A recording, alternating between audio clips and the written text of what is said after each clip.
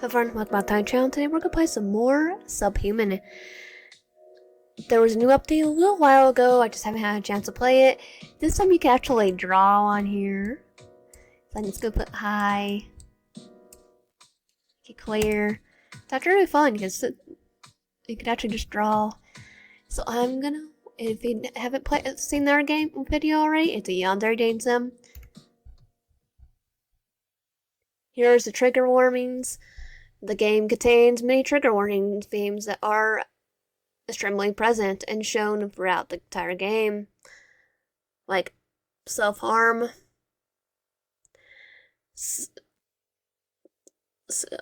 thoughts and behaviors. That's going to let you read it.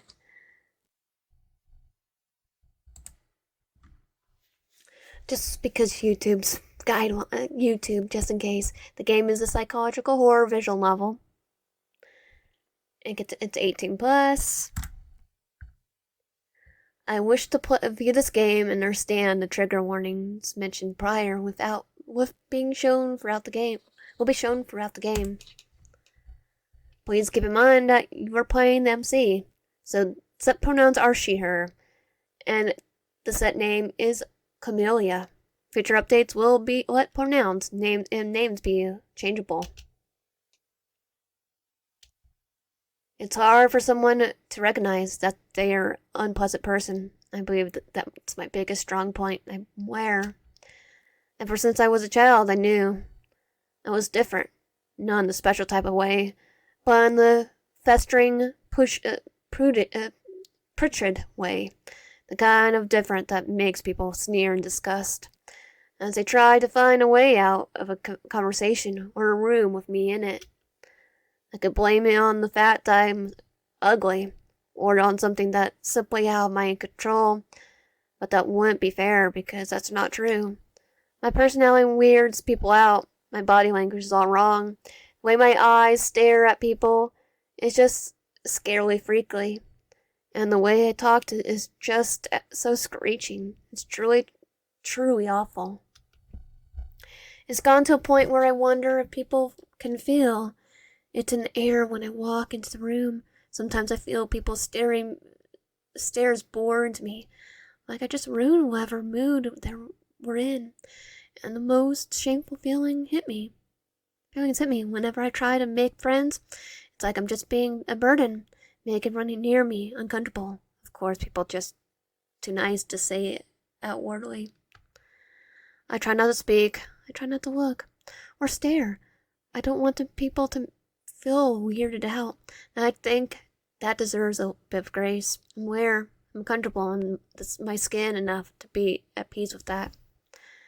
But even though I understand I can never truly be a part of a friend group, or God forbid, a relationship, I could still daydream. Even someone as unpleasant as me, don't I deserve to have this emotion of wanting? I'm not going to ever talk to him. No, of course not. I'm not even going to be mad or sad at all when he starts to date someone. I just have a crush on him. Nothing will come out of it. But it just makes me so happy whenever I see him. When I look at his smiling face, I get reminded of that day, how he unknowingly saved me. It makes me feel like there's still hope for someone like me. It feels refreshing. Is eerie. It's selfish, I know, but as long as I stay out of sight, no one will get hurt or uncomfortable. I just can't help it. Somehow, this man became a sort of comfort to me. Even though it was a few months ago, I can still remember it like it was yesterday. The memory still plays my mind on repeat. The situation still feels like a storybook to me, almost as if it was fate. Wandering around campus in the cold at 20 a.m., 23 a.m., I researched on my own for months what the exact window was where the students wouldn't be walking around campus, and what building had a accessible roof.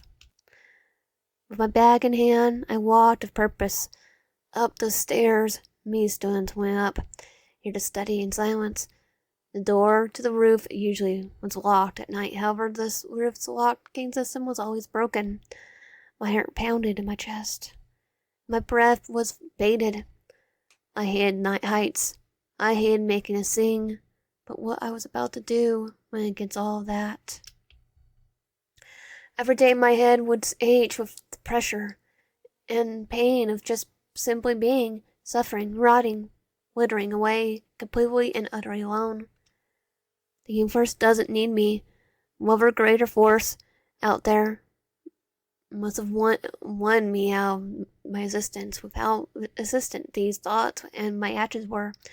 So I decided to put an end to it that day. And then, him. Open the two doors to the roof.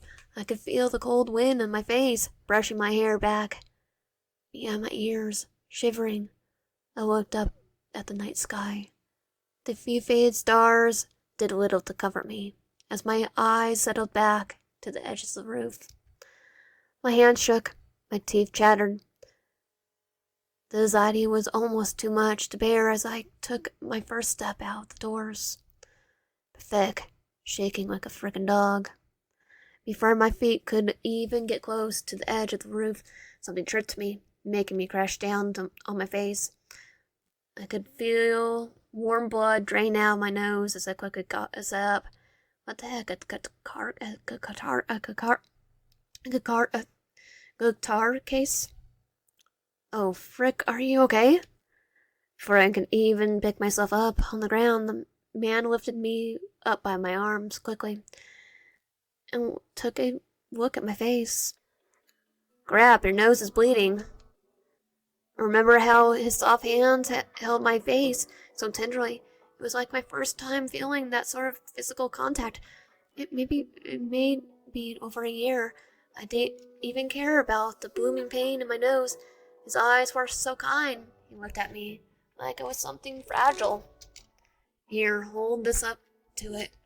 He handed me some wadded up napkins that were stuffed down his pocket.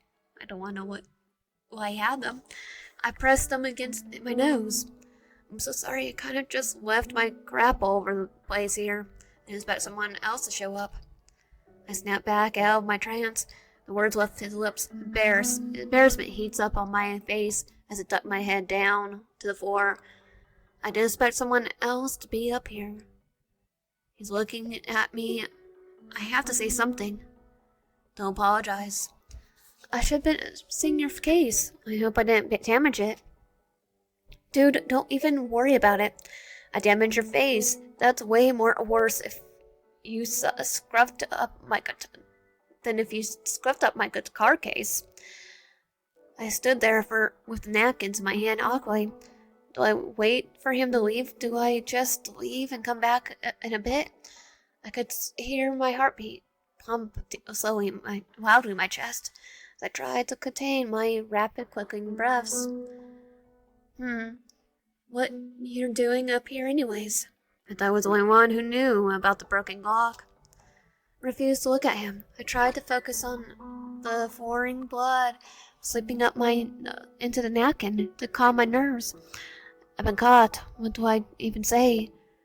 Do I just stay quiet? Maybe I should just leave right now. Just want some fresh air. Lame ass why? I saw his eyes search me up and down. His tone lifted slightly into one of warmth. Yeah, I totally get that. I actually come out here for the same reason. I find my best work comes to me in the dead of night here. Work? Oh, I write songs and crap for my band. They're pretty good whenever I have, the writer block. I come out here, and the atmosphere really helps. Usually not this late at night, though. Today was just an exception. I bit my lip. I just waited for him to leave.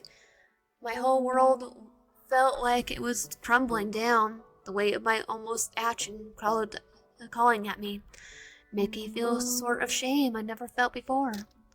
Well, I'll just leave now. His eyes widened at me. I tried to turn around, but he quickly slid in front of me, blocking me from leaving. Hold on, at least let me get you some more napkins. You look like you're about to bleed through all of them. No, I'm okay. The man gave me a pleading look. Come on, please. I'm living here anyways, and it would give me some peace of mind that I didn't have just leave a girl to walk back bleeding.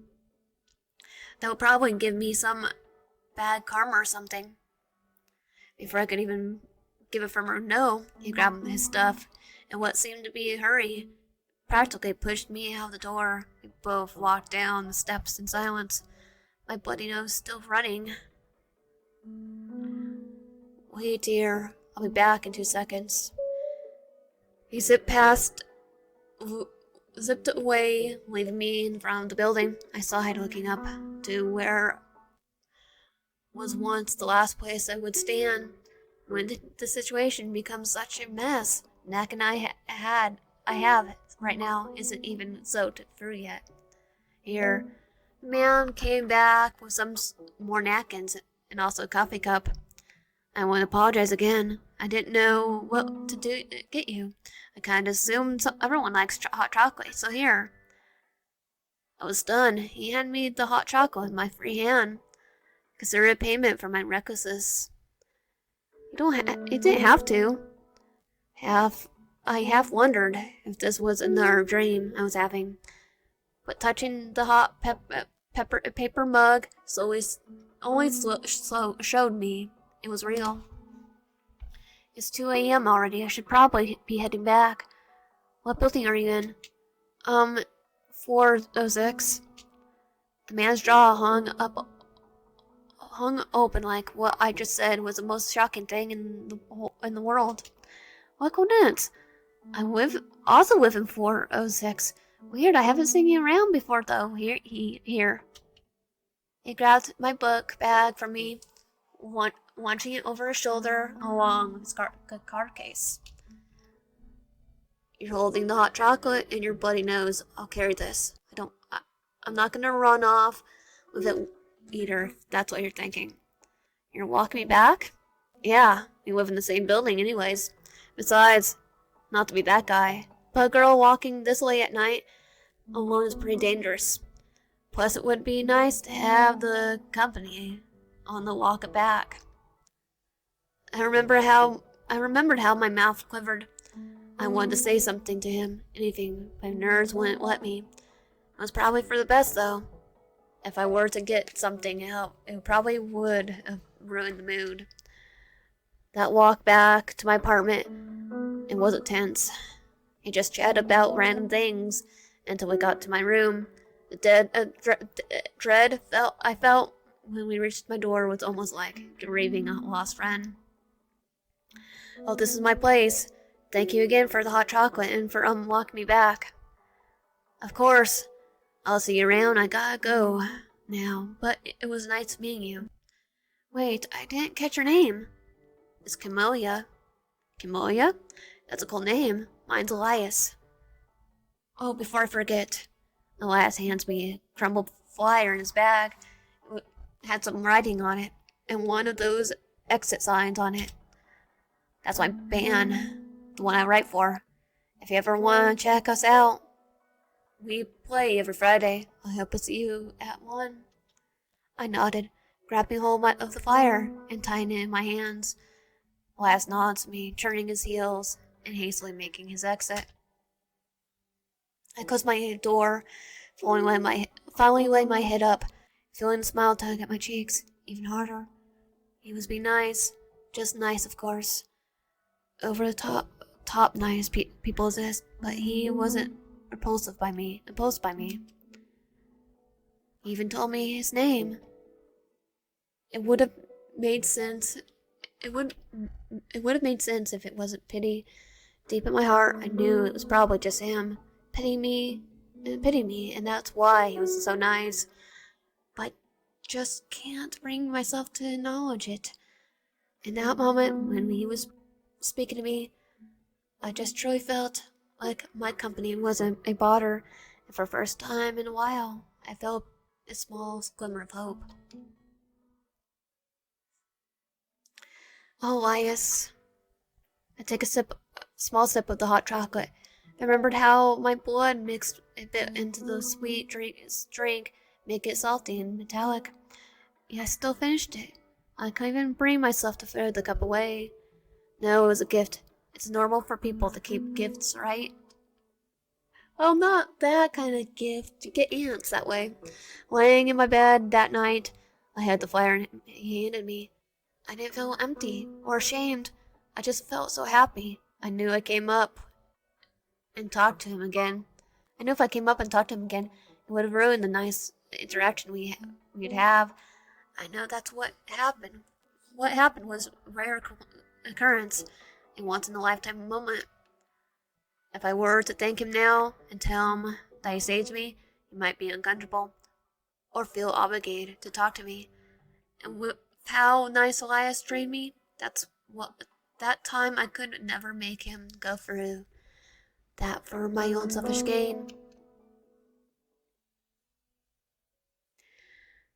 Which is why I'm now returning to this, watching from afar. Is alright, right?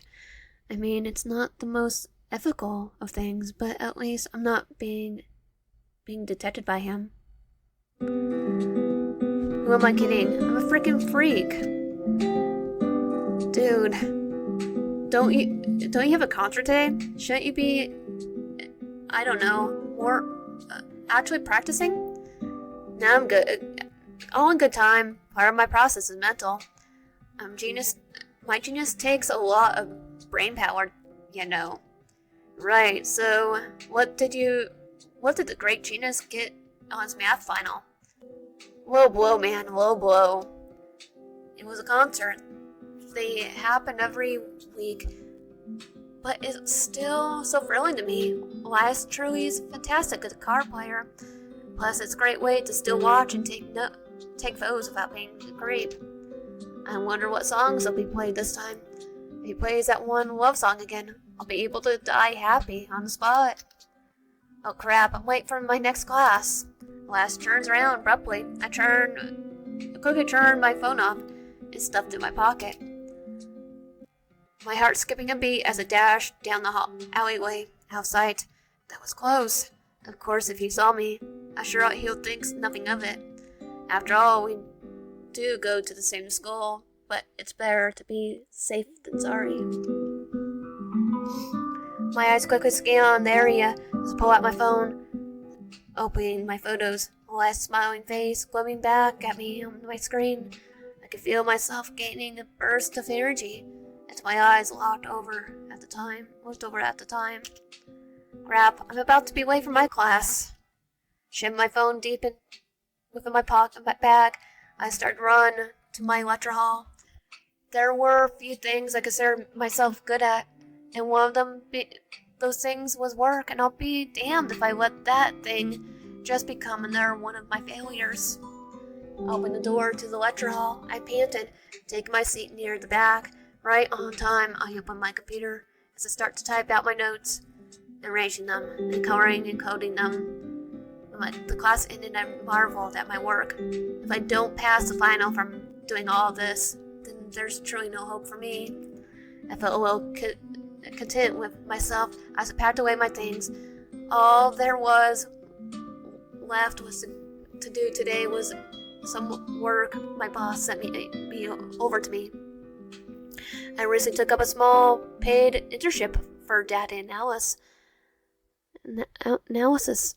Well, they didn't pay too much. The position was almost like it was crafted for me. I didn't even need to show up at the job site. The most social I am at my job is to maybe Zoom call once in a blue moon. Just the thought made my stomach twist in suffocation. Data analysis is my thing. Stress, sure, but at least it gave me a sense of purpose. My boss also likes the work I do. She even mentioned something about real position for me in the company once I graduate. Walking back to my apartment door, I breathed in a heavy sigh as I stepped in, closing it behind me. With a satisfied click, damn, my place is a wreck. Why the heck did I Why the heck am I such a slob? My assignment started to drain now me. I'll clean up later. I have to. Shaking some negative thoughts away, I got out my phone. No, today, it's been a good day, Camellia. It is only going to get better after Eliza's performance. I opened my photos once again to gaze at Eliza's face. My mind started to wander, thinking about what it would feel like for him to smile directly at me like that. Part of me wanted to print the photo out and paste on my wall, but I decided against it, believing myself on how I promised not to put any more up after my brother almost saw one when we FaceTimed. Oh yeah, just put it over here. Come on, Camellia. Let's get to work. I felt my eyes lock into my work as I started to type away. While I was buried in my work like that, the thoughts in my head go quiet, and all I can think of right now is right in front of me. Numbers, stats, predictability. It was all sort of comforting in a way. The hours started to tick away, and my workload dwindled down into nothing. Feeling satisfied, I sent off to my boss, laying back in my chair with a vigorous stretch. I still have a bit of time before I need to leave. Maybe I should lure myself. Smirk at rude from my basket, where I kept all my instant foods, and I found what I was looking for. Beef flavored ramen. Looking down at the little instant container in my hand, I started to wonder. I mean, it's been a while since I ate something. Should I truly reward myself for doing the bare minimum? Okay, I know last time I think I just chose noodles, so I'm gonna put it back for when you truly deserve it, even though technically if you're hungry, eat it. I frowned. I guess I shouldn't really be worrying myself when I just did what I was supposed to do. I saved this for a more special occasion. The sound of my phone ringtone interrupts me, and I trail off thought. I pull out my phone only to be greeted with a call ID that I dreaded. The poor. The mentally preparing myself for what was to come, I clicked the accept button. Hello? Hey. What do you want? Damn, so cold to me, Gam. What if I really wanted to call you? Really? So what do you want to talk about then? I could hear Andrew scratch his head on their side, a habit that he's always did when he was nervous. I kinda need help this month. I was wondering if you had any extra for rent. Look, I know it's a lot to ask, but you have a job and everything. It's a internship. It's not like it would be too much to help out. Depends on how much you need. $2,000. That's a lot. Oh God, if I gave him that much, I'm not sure I'll be able to afford rent this month. I'm sorry, I hate asking this of you, but I really in a bind here, and Mom can't help out. What happened to getting a job, or going back to community college? And it's hard for me right now. I'm going for a mental crisis thingy. I promise I'll try to get a job this month. Please, sis. I'm sorry, I always ask. You always ask. Well, I'm gonna choose. I don't have have it because we literally said that if we give him that money, we won't be able to pay our own rent. I don't have enough. And Andre, I'm sorry, but I don't have enough. If I give you $2,000, I barely have enough for my rent. I could hear Andre cursing under his breath, his head scratching, getting more spontaneous and angry. Whatever. If you don't want to help out, that's on you. Some frickin' older sister you are. Some more curses, and Andrew hung up the phone. Andre, I sigh, laying down on my chair. Andre, as to get a job, or at least go back home to Mom. I don't know how much more I can take with his demands.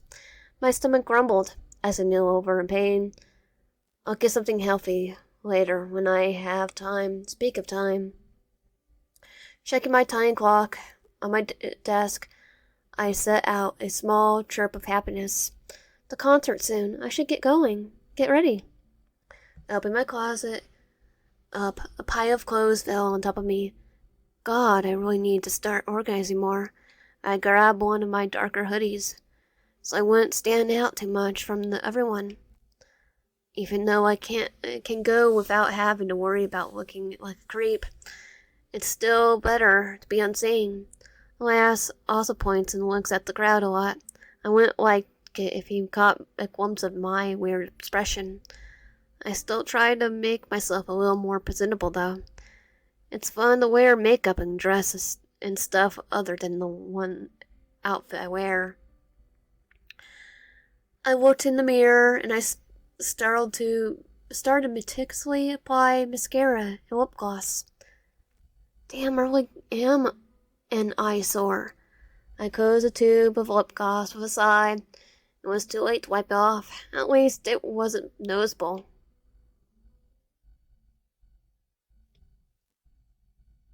Although, it changed a little bit. Think. Can't remember. I do like the stickers, though. People littered the area. I could see boatloads of girls all sitting as close as the stage as possible. I yearned to be that close up, but I played it safe and chose my usual spot, all the way in the back near the bar. The bartender comes up to me, his usual stoic expression plagued his face. I ordered my favorite drink, Coke and rum. The drink went down my throat like sweet fire, calming my stomach a little from hunger. I could hear the voices start to settle down. My eyes peeked up as I looked down stage. The last stutters on with his band, his green yellow guitar slung around him. The last made his way over to the mic, grabbing it hard enough for you to hear the sharp noise of the feedback. Well, now what a large crowd, thanks to supporting us. We're no exit, and I hope we could put on a good show for y'all. Cheers were up to the area. I could hear people start to call out the names of the people in the band, the last being the most shouted. Well, we probably should start, right, guys? The band members nodded at each other as the first song started up. I pull out my phone and start recording as soon as the first note was played. Sitting there in awe, I stared straight at Elias, watching his fingers move from string to string. A shiver ran through me. I bet he really is good with his hands. In that way, probably. I shook my head violently, trying to disband the perverted thoughts from my head. I shouldn't be thinking that right now. I should be paying attention to the music. Rock was never really my favorite. I like rock, but after listening to that for almost 2 months, it's hard not to get addicted to the adrenaline rush that the music provides. I watches Elias, head bob to the music, picking at the strings with perfect precision. My breath grew heavier and heavier as I zoomed straight into Elias, making sure to keep my hands still as possible to get the best footage. How mine went. The performance went as usual. Some new songs were thrown into the mix that I digitally captured. Soon the stage lights dimmed and the band walked off. Looking down at my second drink of the night, I smiled. I got some really good footage today. Looking at my side, I tried to spot Elias. Sometimes he'd go into the crowd with his band members and talk with people. Lo and behold, his dyed blonde hair, caught my sight as his voice boomed through the bar, raising the glass to my face. I peeked through my glass to get a better look at him. Oh, he's with her again. The lass usually takes someone from the crowd back to his apartment. It was never usually the same person. However, this woman, Briannica, has gone back with him 3 times. I'm not an idiot. I know she's going to become more than just one night stand. She's pretty. She likes the same music as him, and she has a style he likes. I grip my drink in my hands, turning my body to get a closer look. Focusing on their lips, I tried to decipher what they were saying. Let's talk outside, okay? Okay. I don't know why it's not that serious. He's leaving now. Grabbing my things and pulling some money from the counter, I walked outside, following them from far behind. I hid behind one of the trees, ducking down into the darkness of the night, steering clear of any sort of brightness from the lamp post. I half wondered if I was about to witness the first confessions of a new relationship. If Elias did get with her, that'll be fine. I can manage. I probably have to give up on doing this crap though. I looked down the small dirt square I was crouched on. I know I'd have to stop eventually, but it still hurt to think about. Never seeing his face again, never hearing his voice. Peering out of the trees, my eyes widened. Elias had an expression that I've never seen before. Look, I'm not sure why you keep trying to push me into this. I'm more than happy to be a line you hit up occasionally. But you're going around telling people we're something more is where I draw the line. But why not? We're so compatible. You told me I was your type. Did you just use me for that? I could see Elias roll his eyes, stepping back from Bianca. Bronica, before he spoke again. Using you? I told you I didn't want a relationship when we started. Plus, I don't remember you ever having a conversation with me outside of that. Outside what that. Which was fine because it's all we did and that's all our relationship was and would be. Just not saying the word because YouTube. You don't see me you don't see me begging for more when it's clear there's nothing else to give to begin. There's nothing else to give to begin with. I gripped my chest and Elias spoke with such annoyance. A rare face for him. Stay watching. No, I shouldn't take a photo of him like this. Wayne's vulnerable. Bianca sputtered as her face retorted into anger. She pushed Elias further back, hard. I almost jumped from shock. Oh God, is he okay? What the heck is wrong with her? Why would she suddenly do that? I pity all the people who think you're some nice guy. You're just a jerk who freaking uses people and makes them feel things and just... Bianca's eyes started water as I watched her cut herself off. I couldn't truly blame her. I knew I wouldn't like it if I was just run away after spending the night with him. But that doesn't make Elias bad. I've seen enough of him to know he truly is a kind-hearted person. I even remember the first time they met, and he did say he wasn't interested in a relationship. Elias let out a cold sigh as he gently took Bianca's hand off him. Well, I'm not the one getting physical. Run, heck, you boy band butthole! Bianca stormed off. You two drama queen. Laz yelled back at her. When she was out of view, he sighed, looking back over to where the bar is.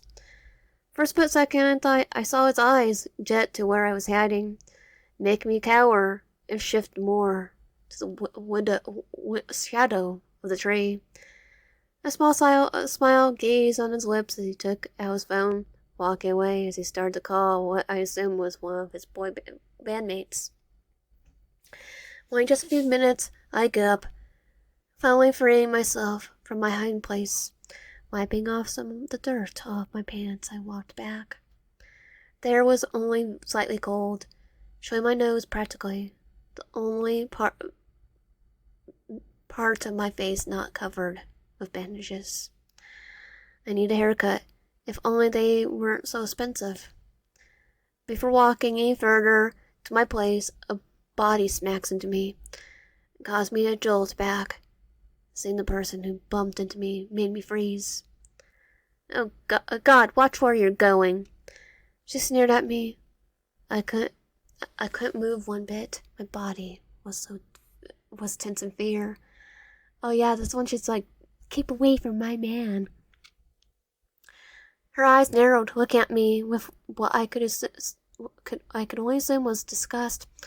I dropped my head down, refusing to look at her in the eye. Sorry. What frick? I know you. I've seen you before. From this close, I could smell a bit of alcohol on her, but she didn't state. Her state didn't matter to me right now. Her words made my whole world crash down. You think you're slick, huh? I see you crawling around like a little rat. You're the one always way far back from where life plays, right? My eyes widened. I finally looked up to her, shaking from fear. No, I haven't. God, are you freaking serious? I have eyes, and even though Elias might have tunnel vision, I can tell when someone's lurking around. There's probably a whole bunch of people who listen to him all the time. You're a real slick freak, you know that? Going to all those performances, stalking Elias when he's with me. She grabbed me by the shirt, pulling me to her level.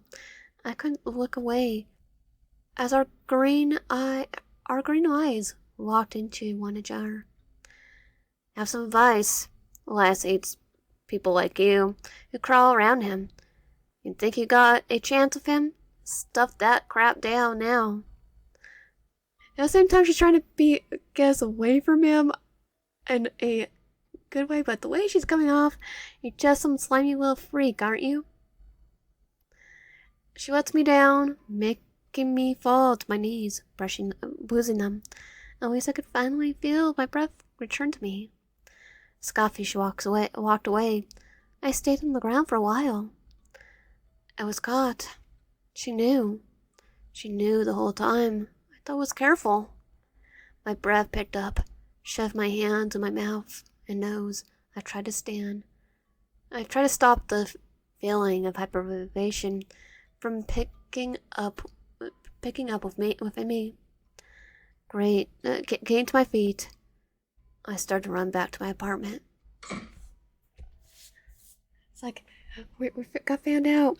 Slamming the door behind me, I practically threw my bag on the ground as I felt my whole body convulse and shake. My thoughts started to race. I'm disgusting. This thing I'm doing. How could I? I'm no better than some bug or maggots crawling around infesting wherever I see fit. What if she tells Elias? What if he already knows? Before I could even think it, I felt my fist ram into my head as I stepped back from the sheer force of it. Going to see his performance, his music, something that holds him dear, and turning into some sick perverted watch party. Do I have no freaking shame within me? My breath only quickens as I could feel control of my motion slip. I felt like I was dying, suffocating off my own pathetic emotions. I reached for my box cutter before I could go further into the madness. 3 clicks, the blade was drawn. 1, 2, 3, again and again and again. Stupid. Stop, freaking fat girl. My body shook as I saw the blood slowly drip from the tip of the cutter, looking down my inner thoughts. It's covered in deeper than normal cuts. Pig. Looks like a freaking ham being ham. My jaw shook with anger at myself. My hand brought the boxcar to my throat, shaking violently. I could do it whenever the frick I want. I'm in control. My breath once so fast turned smooth once again as I could feel the blood drip down. Oh God. I slumped down in my bed, dropping my boxcar. Looking at the ceiling, all I could feel was fuzz. My head completely empty. Calm, everything that was wrong got lost in my haze. I don't know how long I laid there. My sheets were probably stained with small thin lines of blood. And the last my haze dissolved, I breathed in a sigh. I should clean up. It was like my body was almost on autopilot. I got out my big bandages, taking a small napkin and dabbing it carefully. I carefully dabbed the areas. Once it stung me each time. Did we just put alcohol on it? Because that's the only way I could think it's sting. My mind drifts to haze again. My imagination wanders. A more gentle hand smoothing me, caring for me, clinging up and covering me while I still bled. Elias is such a kind guy. I bet he'd be gentle. I felt my heart flutter a bit as I looked down at the bandages, tracing my fingers over them lightly. His soft lips kissing it better. I pressed down hard onto the bandage as I let out a little noise of pain. Such a sick frickin' freak. How cringy can you get? Are you that much of an attention seeker that you have to imagine someone giving you crap? Even someone as nice as Elias would think the same thing. Disgusting, ugly slices. You look like a frickin' deli meat. Who would have even wanted to touch that? Let alone you in general. I grinned my teeth, shaking away the imagined scenario, still holding the pressure of my bandages, as I couldn't think of something so deplorable again. Breathing out a sigh once more, I look at my clock. I should probably get some rest now. It's almost 1 a.m. Slowly peeling myself away from the bed, I picked up my boxcar laying on the floor. Sorry. Wiping off the blood carefully. Making it shine again, I placed it back on my rightful place on my desk. It stared back at me. The shine of the blade reminded me of the haze I felt before. It's like, I just want to give our main character a hug. I can't see him anymore. It's too risky. I crouched down, hugging my knees to my chest in comfort, as tears ran to steam down my face. I can't risk him seeing me, or knowing about me. And since she knew just from my face, Elias is bound to be told. The week went by slowly without daily activity of keeping up with Elias. My thoughts all darkened, and I lost most of the hope I once so cherished about seeing him. I wished there was a way I could say goodbye, or to at least say thank you for helping me. But Elias doesn't know me. He never knew me. I tucked myself away from the corner, wearing a bigger hoodie than normal to cover all my features. I didn't even order a drink. I won't be staying here long enough to enjoy it anyways. I just want to hear him play one last song. That's all. Then I'll never show up my face around him again. My heart ached as Elias and his band went up to the mic to perform their last song. The last one I'll ever hear. I watched with heavy heart as Elias started to play the first note of the song. I was glad the last song I listened to from him had him singing backup chords with the main singer. mind got lost in the melody and my movements, as so often do. However, I didn't take any photos this time. Studying each of his movements, I thought about his actions, the way his hands and mouth moved, and how his voice sounded. I played each action over and over again, trying to ingrain it in my mind. It felt like I was in my own little world, just with just Elias, like he was putting up a performance specifically for me. Just as it started, the song stopped.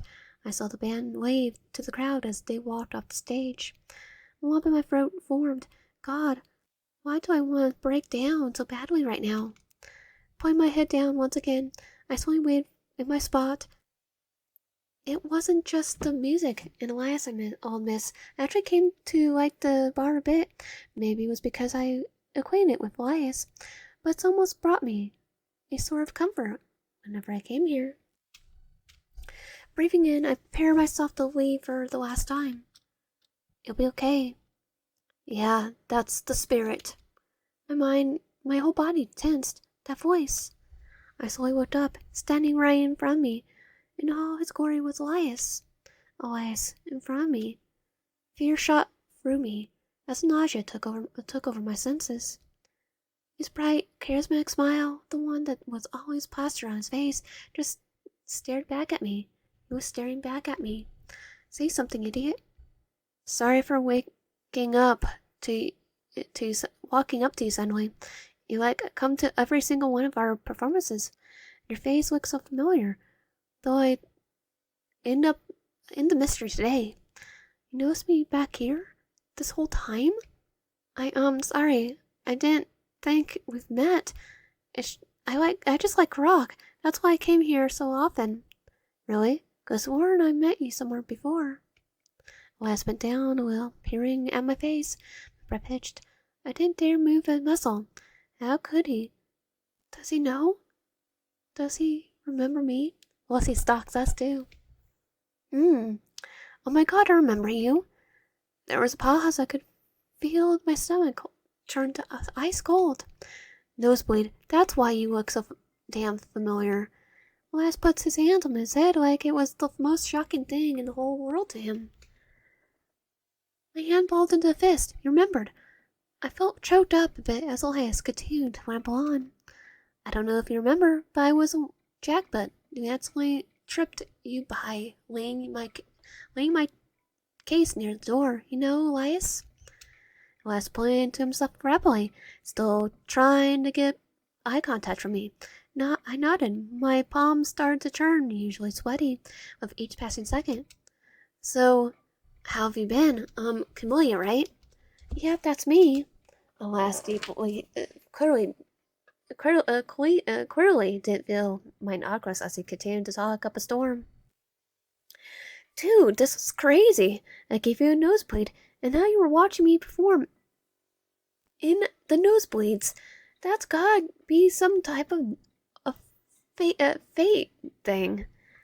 My heartbeat was so fast, just like I just run a marathon.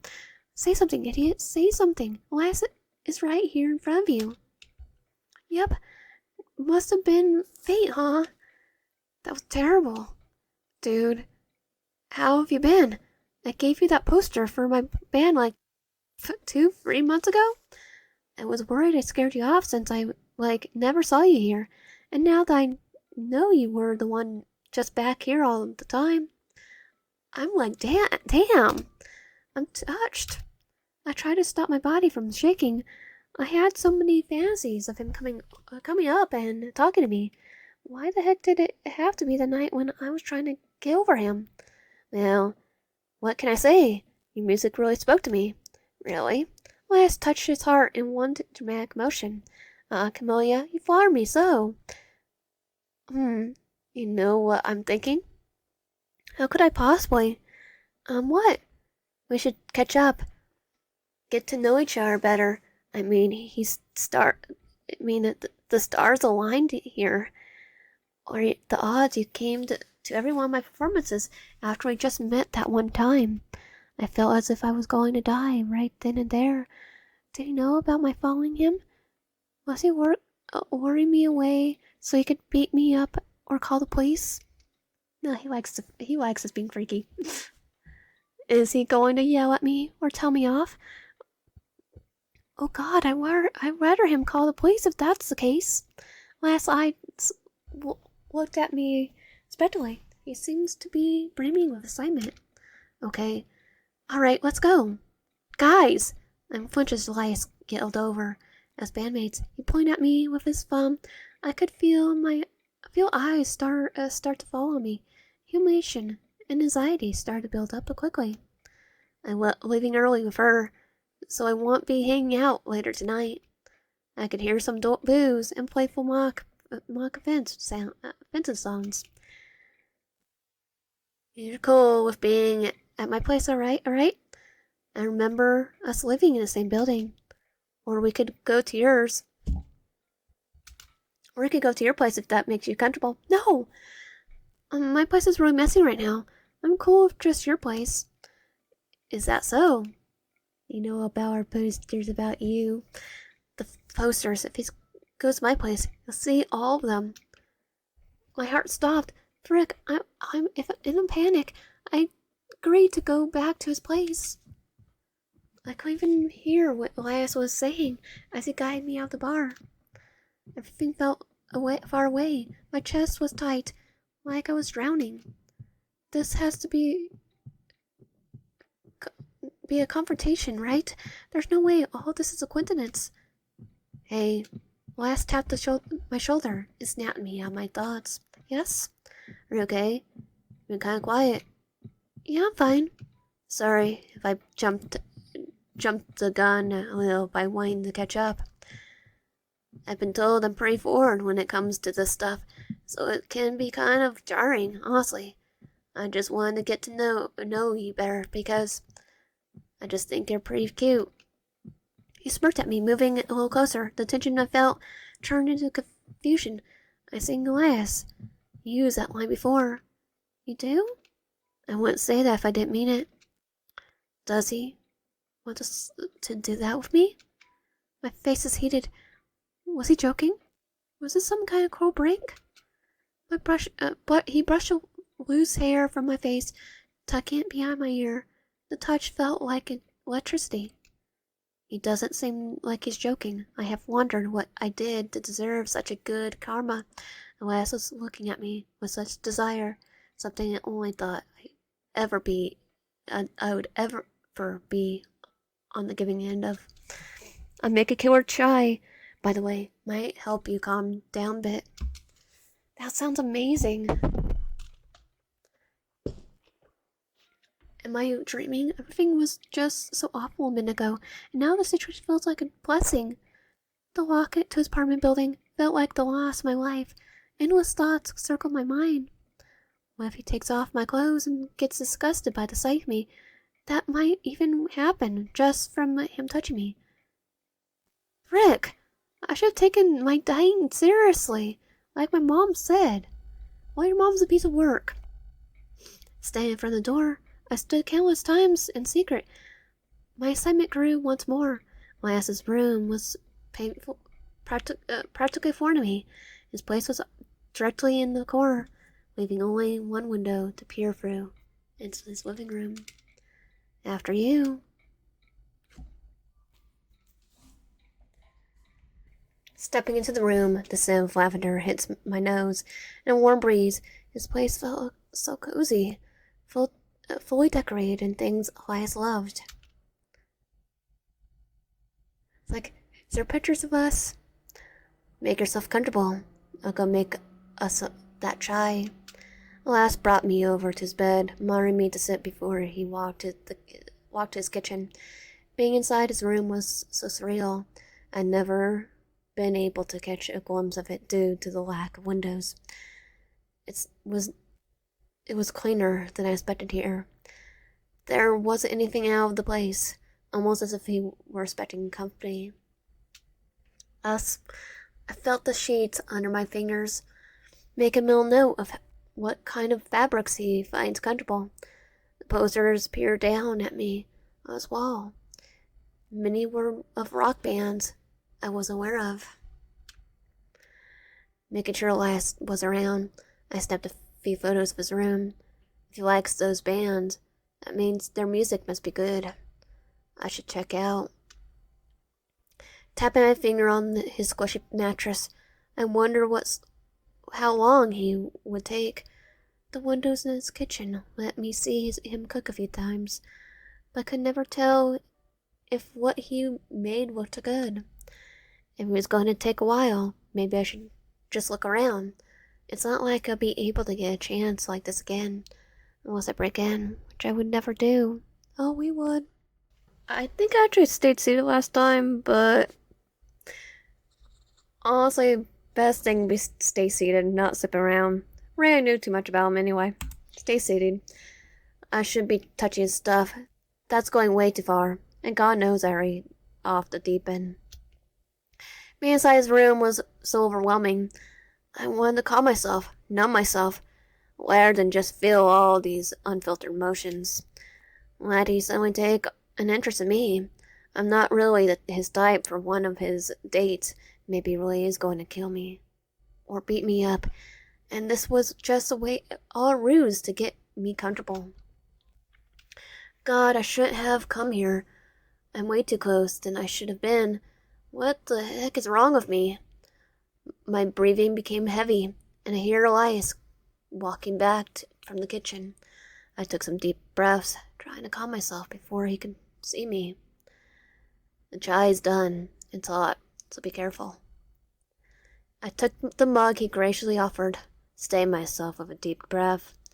Elias sat on the floor, leaning against the bed. The act of him being not too close made me feel a little less anxious.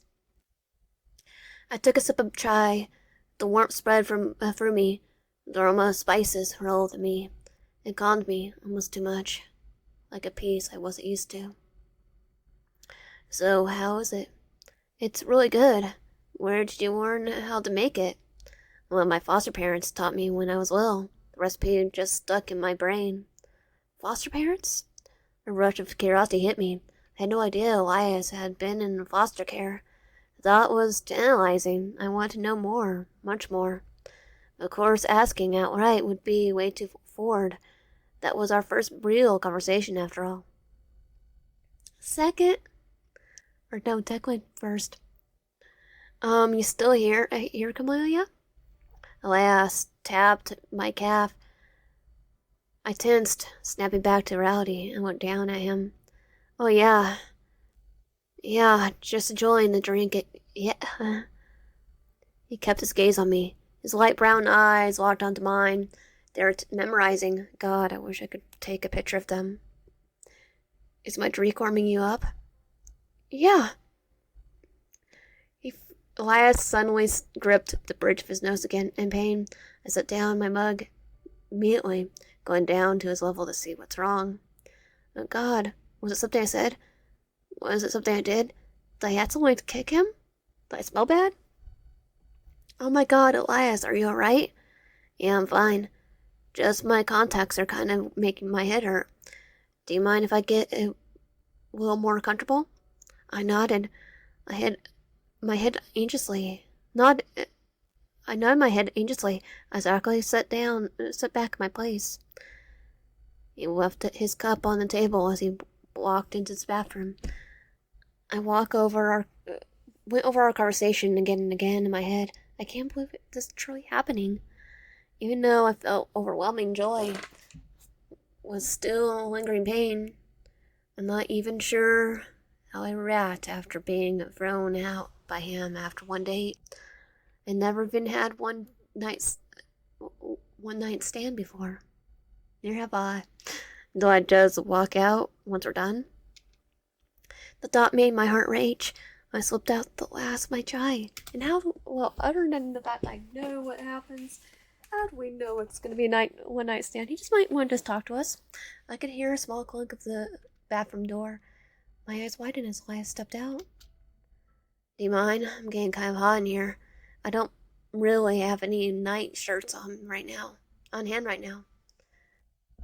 In the wash? Or does someone steal it? It wasn't me. No. I tried to look away. I wanted to look away. I tried to look away. I wanted to look away. My body refused to listen. My gaze lingered on his on him longer than I intended, taking every detail with hunger that I didn't even know I had. Huh? Is something wrong? You see something you like, Cammy? I'm not sure. I don't. I stammered over my words, unable to tear my eyes away from his naked top half. Oh my god. You're kind of adorable, aren't you? The last smirked at me, staring right back. Careful, sweetheart. If you've been staring at me with those pretty eyes, I might get the wrong idea. My face was so hot I could feel the warmth spread into the air. His voice is so smooth, almost like velvet. Everything that was usually shameful inside my phone was right in front of me, physically. Am I getting the wrong idea from you? Or are you just playing with me? Alas walked closer until he was fully in front of me. He towered over me, eyes laying down, the look of warmth. My hands shook, my mouth quivered. What sort of thing did I do to deserve this sort of karma? Camellia. Alas kneeled down at my level as he grabbed my mug, sitting down next to him. His hand grabbed one of mine, and he brought it up to touch his warm face. Answer me. Now. My chest heaved. His grip became firmer. I don't mean to. My voice faltered. I can't see his eyes. My hands started to shake. It's okay. Would this be okay? Lass rubbed my hand softly. Hey, pay attention to me. My breath stopped. I looked straight into his covered eyes. You don't have to be nervous. I'm making you uncomfortable? Yes and no. Should I step away from your sweetheart? No. I mean, please stay. I want you to be here. Lass' gaze softened. His grip loosened as he started to rub my knuckles. Now should I get closer? I nodded slightly, feeling my body turn warm and tight. Can you tell me what's with your word? Can you tell me with your words? Yes, Elias, please get closer. I want him to be as close as possible to me. Even if it was just one night, I want him to be mine. He leaned in slowly, giving me time to pull away. But I came even closer. His lips brushed over mine. I could feel the shape of his smirk bring my body down to his bed. I felt Elias's weight on top of me as he started to kiss me deeply. I could feel his tongue push into mine as I started to relax, pulling his body closer. Didn't expect you to be so handsy. Oh, I'm sorry, I didn't mean to. I didn't mean to.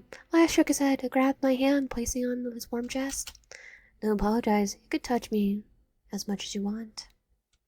I swallowed a bump in my throat. I brought my other hand to his chest, slowly moving them down, tracing the shape of his body slowly. It was almost too much. Having this much of him all at once. Rick, you're going to get me even more riled up if you keep looking at me like that. Before I could apologize, Wise brought his head down to my neck, kissing me softly. His hands went under my shirt as he started to feel around my curves.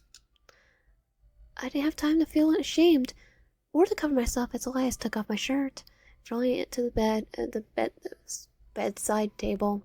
Mercilessly, he started to kiss downward as his hands fondled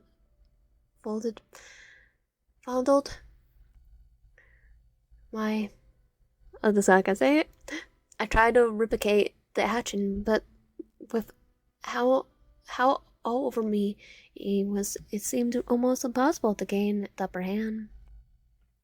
You're so beautiful. His voice sounded so warm, it's almost made me believe him. My voice came out in small groans as I tried to contain it as he kept touching me everywhere. His hands suddenly slowed to a halt. His fingers gently circled my collarbone. Did you fall? It's pretty bad bruise. Is it? Frick, I forgot.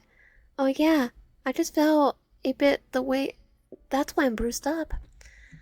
My mind went back to my bandages in the inner thigh. Would he put two and two together? Or since it's covered, will he not notice? Well, if we're gonna do the Depo's Tango, then he's gonna notice. God, this was a mistake. He's going to think I'm some sort of freak. Ah, his hand slowly went under my pants. Okay, yep. That's where it's gonna go. His hand slowly went down. I gently rubbed the top of my thigh. I couldn't think anymore. His kiss became more hungry. Is that right? Can I keep going? Yes. Now his hand went under. A physical touch. He breathed out my name in a hushed voice as he held me to him. The night felt so long, making me forget about any of my worries prior. His touches felt so smoothing, it was almost steadying. Our bodies held each other close, sharing the warmth we created as we eventually fell asleep together. My eyes opened as I saw Elias sleeping next to me, his shirt still off, getting up. I felt my muscles twitch. Oh God, I'm going to be so sore later. Looking down at him, I felt my heart ache. I never thought I would get this far. Maybe it would be a good time to close my little chapter of session with this man. I smiled slightly, covered my face. It was such a bittersweet feeling. I grabbed my stuff carefully. I couldn't wake him up. I wouldn't wake him. So I wouldn't wake him. I started to dress again. Never thought I would have to do the walk of shame either. Oh well, at least it was because of Elias. Swinging my purse over my shoulder, I started to walk away from the bed. Where do you think you're going? Elias pulled me back to the bed roughly. I was just trying to leave. Didn't think you were the player type, Gammy. No, of course not. I just thought you wanted to be alone after that. Elias let out a breathy laugh as he pulled me back into his brace. If you really have to leave, I won't stop you. Just wait here a bit while I grab something. I'm okay. Elias slowly got up and stretched his back as he walked in the bathroom. It was only a few minutes before he came back with a small med kit. Okay, take off your pants. Eyes widened, and my face heated up again. Calm down, I'm just going to sew you again. I'm not going to do that again, if that's what you're thinking. I gave him a confused look as I slowly took off my pants. Then I tried to sit up and ask what was going on. He immediately pushed me back down, softly but firmly, into the pillow. Let me know if it hurts at all. My heart dropped as I felt him take off my bandages. I shot my body up, grabbing his hands roughly. Let go and lay back down. But he gave me a look, almost ticked off. My whole body shook. My cuts were out in the open. He was just saying. His hands pushed me back down, rougher this time. I looked at the ceiling, frozen, trying to dissociate from what was going on below me. I heard a last sigh. I felt something cold stinging my cuts. Oh, sorry, disaffecting. After a while of stinging went away. I took a hesitant look below to see some cotton swabs specked with blood. Not long ago did this happen. My mind flashed back to the week and how hard just everything was. I couldn't tell him even if I wanted to. I just lay back, my emotional expression. You don't have to tell me. It's fine. I finished. You can put back your pants on your pants now. I shivered. It felt disgusting. When does Elias even think of me now? He's a psych major. He must think I'm a nutcase. We're thinking, well, technically psych major. He's thinking, okay, I could fix the crazy like Harley Quinn does, and ends up being just as crazy. Dangerous thought crosses my mind. Hey, Elias's hand grabbed my shoulder. I froze. Look, I get it. I know it can feel jarring having someone see that, especially someone you don't even know well. But it doesn't bother me, alright? Don't change this fact that we had a good time together. Elias handed me a small tube of disinfectant with a small sticky note on it. Hold on. His number is on there here. Use that tomorrow. They look a bit irritated. Thank you. He smirked as he stepped closer, his hand resting on my waist. My number's also on that sticky note. I'll be expecting a call or text from you. His eyes roamed me up and down. Oh, so I'm not I'm not quick like that, you know? Don't just run away without a word next time. He leaned down in my ear, making me shiver. Maybe next time I should just tie you down and make sure you stay. Well, we wouldn't mind at all.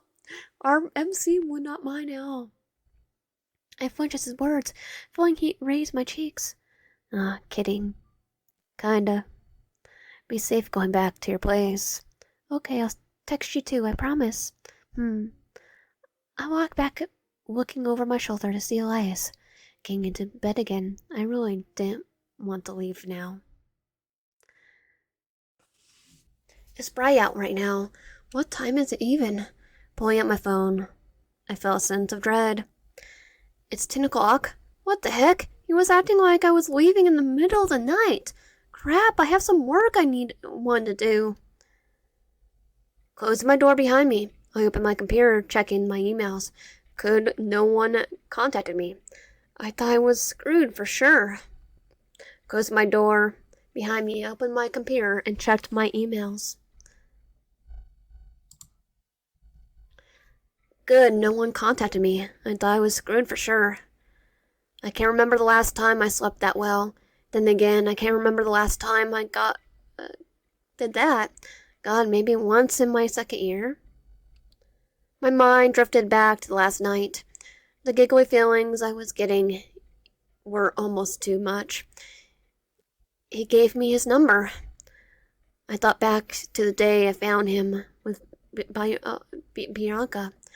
And I'm sure he doesn't want a real relationship with me, but even that physically close to him is more than enough. Beggars can't be choosers, after all. The way he paid attention to me, I looked at my reflection on my computer screen, and I pulled up one of my documents. I guess I'm not too bad. I have expected an intrusive thought to creep in, but my mind remained quiet. Yeah, I'm not the worst looking person in the world. Elias is way out of my league. But that doesn't mean I'm hideous. Maybe a tiny bit hideous, but I can't give myself too much credit. We're not hideous at all. My hands typed a document almost on autopilot, but my mind was elsewhere. That was the first time someone saw me that didn't recoil. Actually, the first time someone saw it at all. When I was younger, I used to wear such long sleeves, even in the summer. I switched to my thighs because I thought it would be less likely for someone to notice. Out of all the reactions I expected, that was definitely not one of them. It was nice. How he cleaned them up. I bit my lip. It was nice of him, but why did it feel so horrifying at the time? I shook my thoughts from my head. I should just let a good thing be a good thing. It was Elias who cared for me, the man I always dreamed and fantasized about. Why the heck am I complaining about him being a caring person? It was almost a mannequin way, even though I'm sure he only helped out of obligation. He's a psych major after all. That scared me a bit. Well, I wonder if he already figured out what kind of person I am. But psychology isn't mind reading. No, he probably wants to help us, honestly. Besides, if he knew about my watching, I'm sure he would have done something last night. I mean, who has that with their stalker? Well, have we seen the games we play? I've seen some books on TikTok, Book Talk. I looked at my side. My eyes landed on the small bottle of disinfectant and the sticky note stuck to it. I wonder when it's appropriate time to text him. If I don't do it right now, I'm way too desperate. If I do it right now, it's way too desperate. Hover over the new contact screen, fingers frozen above the keyboard. I was being ridiculous. Normal people just text. Not a big deal. But this is Elias. I had his number anyway. No name, just the digits. That'll be for if we forget it, though. I felt safer that way. I could pretend it was just some random number. If I ever regretted it. Typing out a message to him, then deleting them a second later felt so humiliating. Turning off my phone, I tossed it aside. I'll text him another day. The weekend came and went. It was hard to focus on anything else. But the night I spent with him, it never seemed like the right time to text him. I feel like the stars need to align or something. If I were just a normal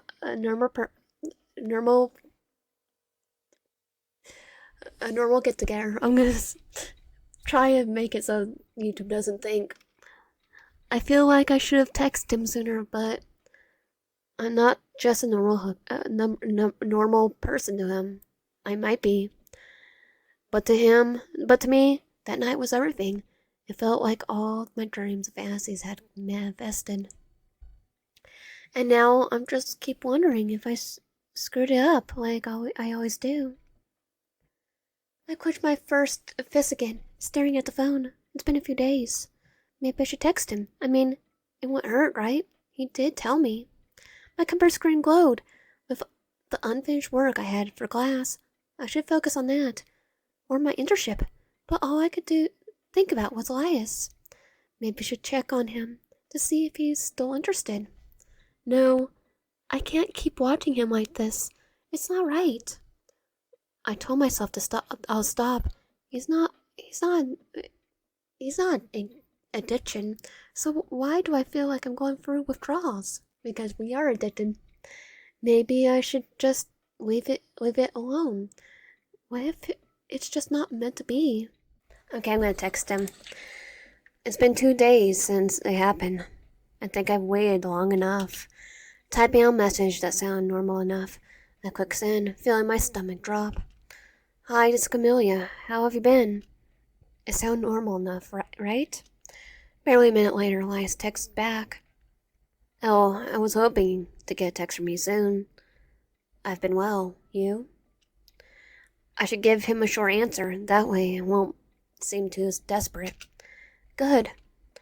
Frick, maybe that was too nonchalant. Nice. You free this evening? I got this invite to a party at my friend's house. You should come along. Should. Freak autocorrect, sorry. You'd think autocorrect would give you an actual correct word. Parties were never my thing. I always end up feeling awkward, especially since my alcohol tolerance made it hard for me to get drunk enough to lax. Oh, we have a good alcohol tolerance. But then again, I don't drink, so. But if I don't take this invite, who knows when I'll see him again. He could ghost me if I refuse. Okay, what time is the party? And what's the location? Detail about the location. I'll pick you up around 8 p.m. and walk you over. Are you sure it's okay for me to come along? Yeah. He said I could invite whoever, and I thought, why not you? If you're not interested, there's no pressure. But the people there are super nice. It's a very casual thing. I bit my lip. If I went to this, it would give me a chance to see Elias up close again. Yeah, I'll go. Sounds fun. I'll pick you up at 8 and take you there. Remember where my room is, right? Yes. It's all like I've been stalking him. Cool. I'll meet you outside there, then soon. I set down my phone, feeling out my heartbeat become even more erratic. Sitting back down in my chair, I let out a sigh. I start going for my emails once again, thinking about everything but work. Do I even have anything to wear to this party? I honestly can't remember the last time I went to one. A massive what, a massive what if crowds my head, all put in together and make my anxiety spike. The idea of Elias and I becoming something real felt dangerous close to hope. I needed to stay focused, calm, if I wanted to get even a little closer to him. What do normal people even wear to these parties? I pull a pile of clothes from my laundry basket and rifled through it in search of something that wasn't black or a hoodie. Curse my lack of fashion sense. I lay a V-cut top and a tight skirt on my bed, smoothing them out in front of me. This outfit's a bit bold, but I stand out even more if I just show up in a hoodie. I'll stand out even more if I just showed up in a hoodie. Lass has already seen me like that anyway. Maybe he'll even like the way I look in this. Swelling lump in my throat. I slowly put on the outfit. Strike a few poses in the mirror. I need to conceal some of these bruises on my chest. But other than that, I look really decent in this. A small smile gazes my lips as I turn around some earrings and shoes. This should be a natural party outfit. My little vanity party was interrupted as a loud buzz rang from my ears. Oh, Mom's trying to FaceTime me? My teeth chatter. She usually only FaceTimes me when I'm done something wrong. Crap, maybe it's because I haven't called her lately. No, if that were the reason, she would have called me sooner. I sent everything she asked for. Hello, Mama? The camera shook for a moment before her face came into view. Tired, stern, unreadable. Camellia, you haven't called me in a while. Don't tell me you've forgotten about your mother.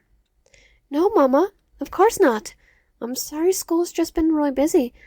I was going to call you, I swear.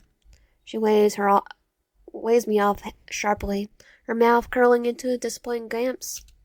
After everything I've done for you, and you can't even pick up the phone, I thought I raised you better than this. I'm sorry, Mama, I really am. But that's not why I'm calling. Your brother needed your help, and you said no. You got a fancy job now, but you won't even help your own family. It's an internship. You don't get paid that much for one of those. To be fair, you don't get paid that much. I believe. Some of you probably do. Mama, where are you? Andre got kicked out of his place. Now he's back here with me. I can't keep up with it all, Camellia. Rent, groceries, everything is on me again. Why couldn't you help him before it got this bad? Well, why can't he pitch in? If I had, wouldn't have been able to make rent either, or pay for my tuition. Doesn't matter now. I need help this month. All my expenses just doubled again. Of course, Mama. Her glare lingered on the screen. We didn't say anything. Just sat in the heavy silence she created, thick, bitter, and impossible to breathe through. I wouldn't even help her. I would hang up and block the number, and then change numbers. Her eyes narrowed. What are you wearing? Point the camera down. I did what she asked, not wanting to start in our fight. What the? Are you going out tonight? You have time to party, but not time to help your family, or call your own mother. I swallowed, biting my tongue. Not flattering anyway. Not flattering anyway. That shirt's too tight around your stomach. Okay. I'll call you later. Just send me the bill for whatever you need, alright? Don't you dare hang up on me, Camellia. Oh, you're gonna send me the bill and I'm not gonna pay it. That would be me. I ended the call before she could finish. A lump formed in my throat. I stood there, staring at the blank screen. My chest felt too tight, like I was still trying to breathe from her words. I looked down at my outfit. The tight skirt, the low-cut top. I tried hard to feel confident. It felt wrong. It felt wrong now. Stupid. Oh no, just block your mom's number. She's one of the reasons you're doing that. You're acting like this. I ripped the shirt off, tossed it into my bed, and grabbed my hoodie instead. I grabbed the hoodie instead. Idiot, why the heck did I even think the outfit would look good on me? I haven't been setting like I said I would. Okay, what's weird is, if he's a Yandere too,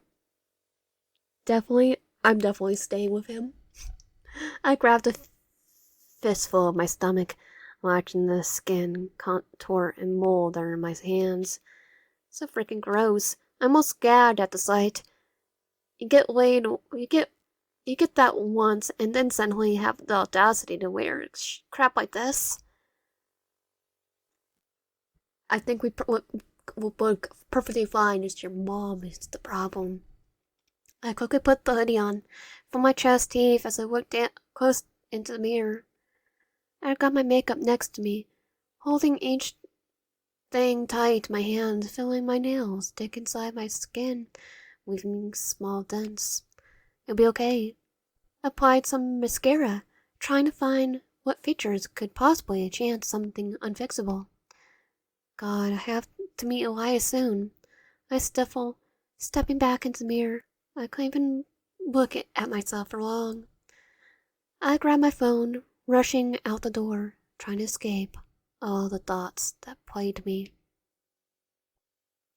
Frick, it's not like I even walking right now. My throat dried as I pulled at my skirt down. A wheel more. Calm down, Camellia. Don't want you don't want to look like a freak in front of Elias again. What's weird is aren't we in the same building? My mind once again went back to the fact they saw my cuts. He saw them fresh too. I shouldn't see him. This is a trick. What does he even think of me? Frick, I should watch him. I should have watched him during those days. Should have watched him during his days. Then I could have get the actual reading of what he feels about me. Maybe I should. Boo. Ah.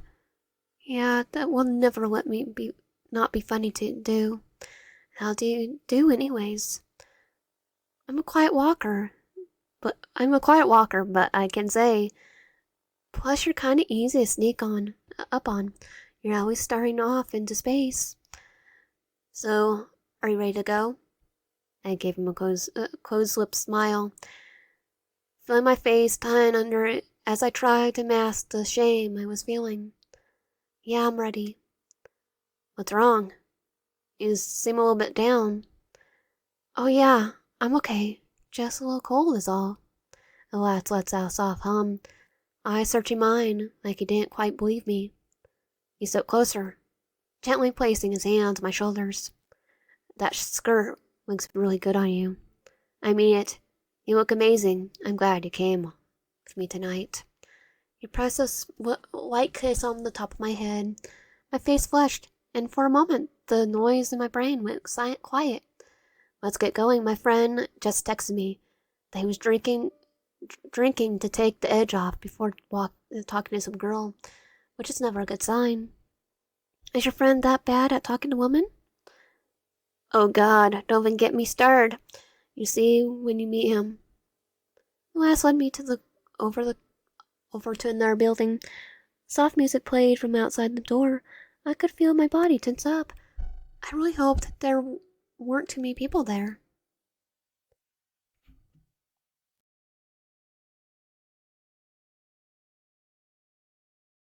As soon as I stepped inside, I almost feel the heat raining off the walls. A strong smell of smoke filled the room, and I wonder if I should get secondhand just from raving too much. Probably. I'll have an asthma attack. The couch looked like has just a pile of faces of how much people are making out on it. Elias! Jesse ran over to us, grabbing Elias's hand and bring him in for half a chest bump. How the heck can she just touch him like that? My teeth clenched. God, I wish I could be that natural with him. Thought I wouldn't see your butt here today. The frick are you talking about? I wouldn't miss this for anything. So, where is he? In the kitchen trying to get a girl's number. Dear God, he's going off script. So you're going to introduce me to your friend, or just have her stand there? I'm getting to that, Jess. Geez. This is Camellia. This is Jessie. Jessie's actually the singer and voice pair of our band. You probably already know that, though. Cammy here is a huge fan of him. Oh yeah, you like our music? That's so sick, dude. Yeah, you guys are really great. Your singing's always good. I saw a bump in my throat. God, what do I even say to her? How do people usually hold conversations? That means a lot to hear. What the frick are you doing with this jack butt here, though? What the heck, Jess? Jessie bent down to my level and whispered something in my ear. Is he burning you, Queen? Alas can be a bit of a wacko sometimes, so let me know if he steps out of line. Or a whack or two, so. I like how she has no XL in her shirt, too. Alas rolls her eyes, pulling Jessie away from me. Stop giving her the wrong impression of me. Hey, girls, look out for the girls. Hey, girls, look out for girls. It would be immoral not to warn her about you. Don't listen to her. She's praying for my downfall. Presents. I'm going to go see what Lars is up to and grab a drink. Want one, Cammy? That'll be great. Should I go with you or... Nah, you can stay here and socialize. I'll be back in a bit with your drink. He's just going to leave me here, but the whole reason why he came here was to spend time with him.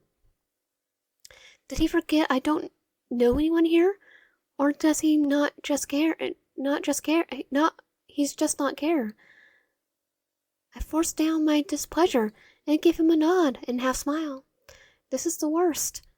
I'll find you later, okay? Elias pats my head before going off into the kitchen, away from my sight, away from me. I guess I should have expected this. This is his friend's party after all. I'm just his plus one here. I looked off into the crowd. They're all people. These are all people I remember seeing with Elias sometimes.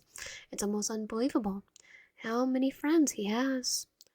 Maybe I should talk to someone to get some information on him, just for curiosity's purpose, of course. Okay, we're gonna.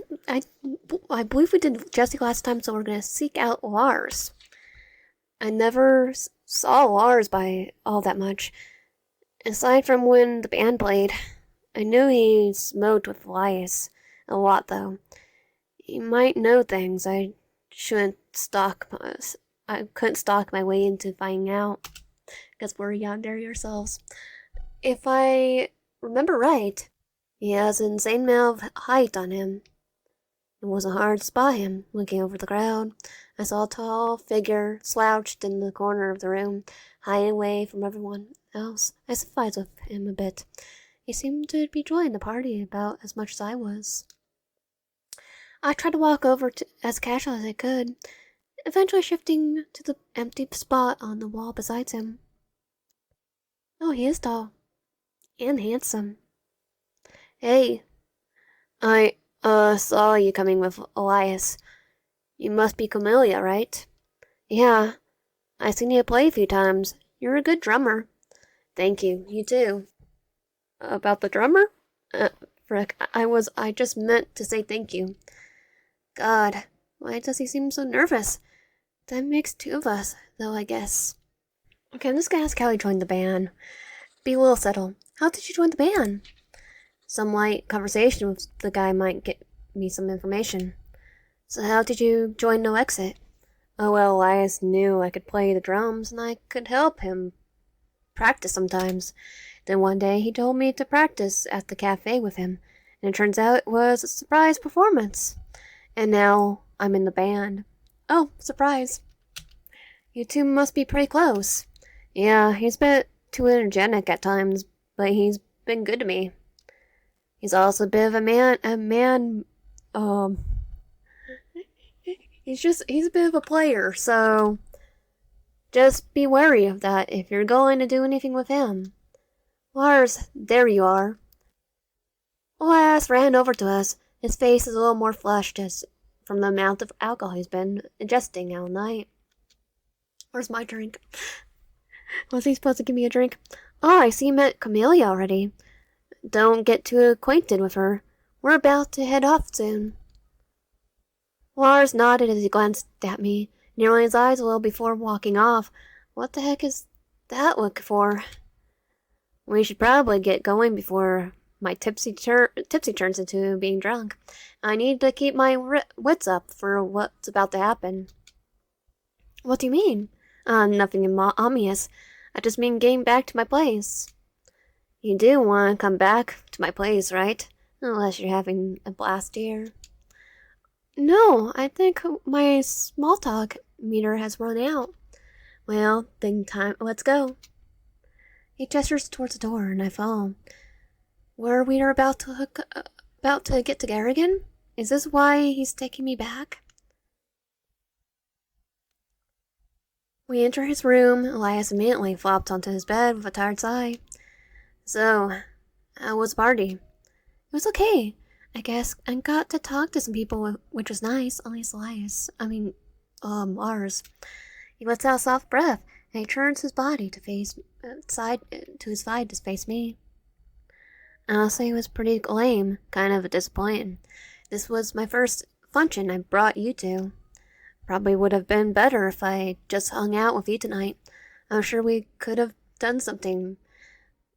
Would have been a lot more fun. Hey, at least I got to talk to Lars. Sweat formed on my brow, and I inclined over to him, inched over towards him. I felt my eyes bore into his as I tried to not look too eager. Like what? He smirked as he got up from his bed, softly pulling me to him. I wasn't serious about what I said last night. I love to see the gorgeous girl like you all tied down for me. Last time. Okay, yeah, last time, not last night. I love to see a gorgeous girl like you all tied down for me. Have you ever done something like that, Camellia? No? Well, are you a bit curious? I bobbed my head up and down. God, I hope I'm not doing that stupid surprise look again. Elias leans down, kissing my cheek softly as he stepped back, sitting down on his bed and pulling me towards his lap. His hand wandered down to my hoodie, grabbing the ends of it lightly. Can I take it off? Yes, please.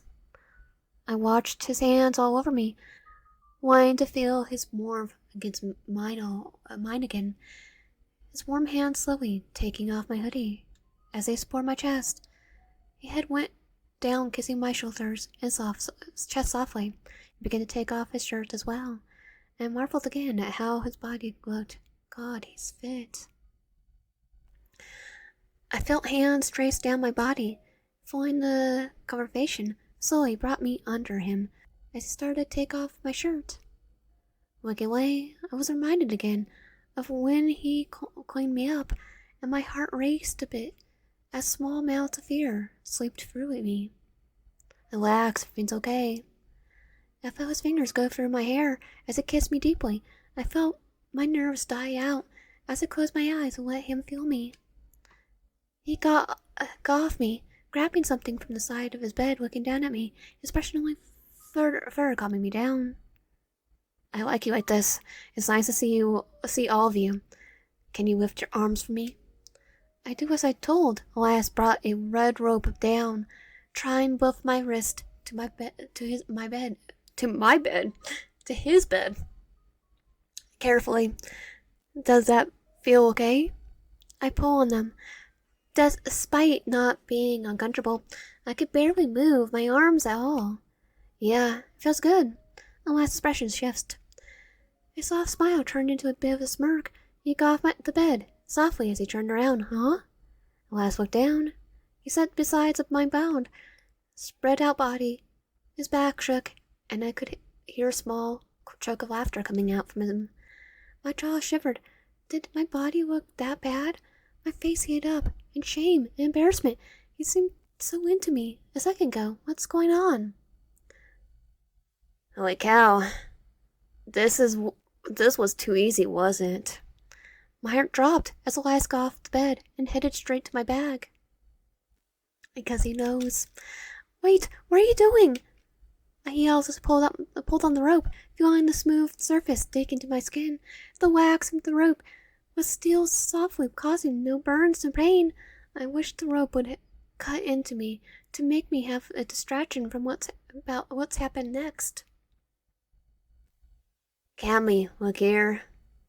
The last brought my phone to my face, causing it to immediately unlock. I sputtered out pleasantly as my eyes widened while I sat next to my head, rifling my hair as I saw him scroll through my phone. Let's see. Oh, don't even have the real look. He pointed the phone screen to me, showing me the gallery of all the candid photos I taken of him. If joke's on him, if it was my phone, it would be pictures of cats. And of Comic-Con. Man, I knew something was off after the day I met you. I had this weird feeling someone was following me. How awkward would it have been if I'd been wrong, huh? Yeah, what would you have done? He kept scrolling. I couldn't speak. I was frozen in something beyond fear. Oh, holy cow. Is this your spank bank of me? What's that? It's like me. That's my glob. That's what that is. Oh. Elias must have found a hidden gallery. I went to just melt away into the sheets. There's me working out on a jog. Wow, you're fast with your camera. Oh, I'll be shaking. I'll probably drop it. He already knows. I was just wiping off sweat with my shirt, and he just zoomed in on my chest. Oh. Frick, this is like way more than I was expecting. I could hear him. Everything faded way around me. I looked straight at his ceiling. I've been caught. What's going to happen now? He got me tied down. He's going to kill me. I deserve it. How could I be so stupid? Of course he wasn't interested in me, and now everything is ruined because of my stupidity. Aw, come on. Don't give me that look. I'm not mad or anything. I just want to clarify some stuff. He set down my phone before grabbing my face, turned my head to him. Everything from the moment you started this little watch party of yours, tell me every detail. How much exactly do you know about me? I know you probably stalk us too. Tell him. Well, my teeth chatter, my eyes water, Les still stared down at me with a smirk on his face, watching. It was a crush on you, and I had a crush on you, and I'm sorry I didn't know why. I just wanted to get closer to you, and... You wanted to get closer to me by stalking me? Bad move, Cammy. You could have come up to me like a normal person instead of doing all this. I felt his words stab into me like a knife, and something instead started to break. Tears poured out my eyes before I could stop myself, and my body shook as I began to sob. I turned my head away from him. I haven't cried in front of someone since I was a kid. I'm sorry. I'm so sorry. Oh God, I couldn't get words out. just as more sobs ran through me. Whoa, hey, don't cry. Elias's voice turned soft as he wiped away the tears that continued to stream down my face. On the roof that day, oh God, I was going to jump and you were there and you were nice to me. Elias's eyes widened. He stilled. My breathing hiccuped. I couldn't stop. I just want to know. I just want to know. I'm a freak. I'm sorry. Something flickered across Elias's face as the smirk dropped. He stared for a moment, frozen, as if trying to decide whether he'll go too far. He's gone too far. Without word, he reached for the knots around my wrist. His hands moved slower now. Be more careful, as if unsure. I need to stop. Get a hold of yourself. My hands shakily went to my face as I started to pinch hard at my cheek, feeling the area dissolve of blood and turn purple. Oh my God! Stop that!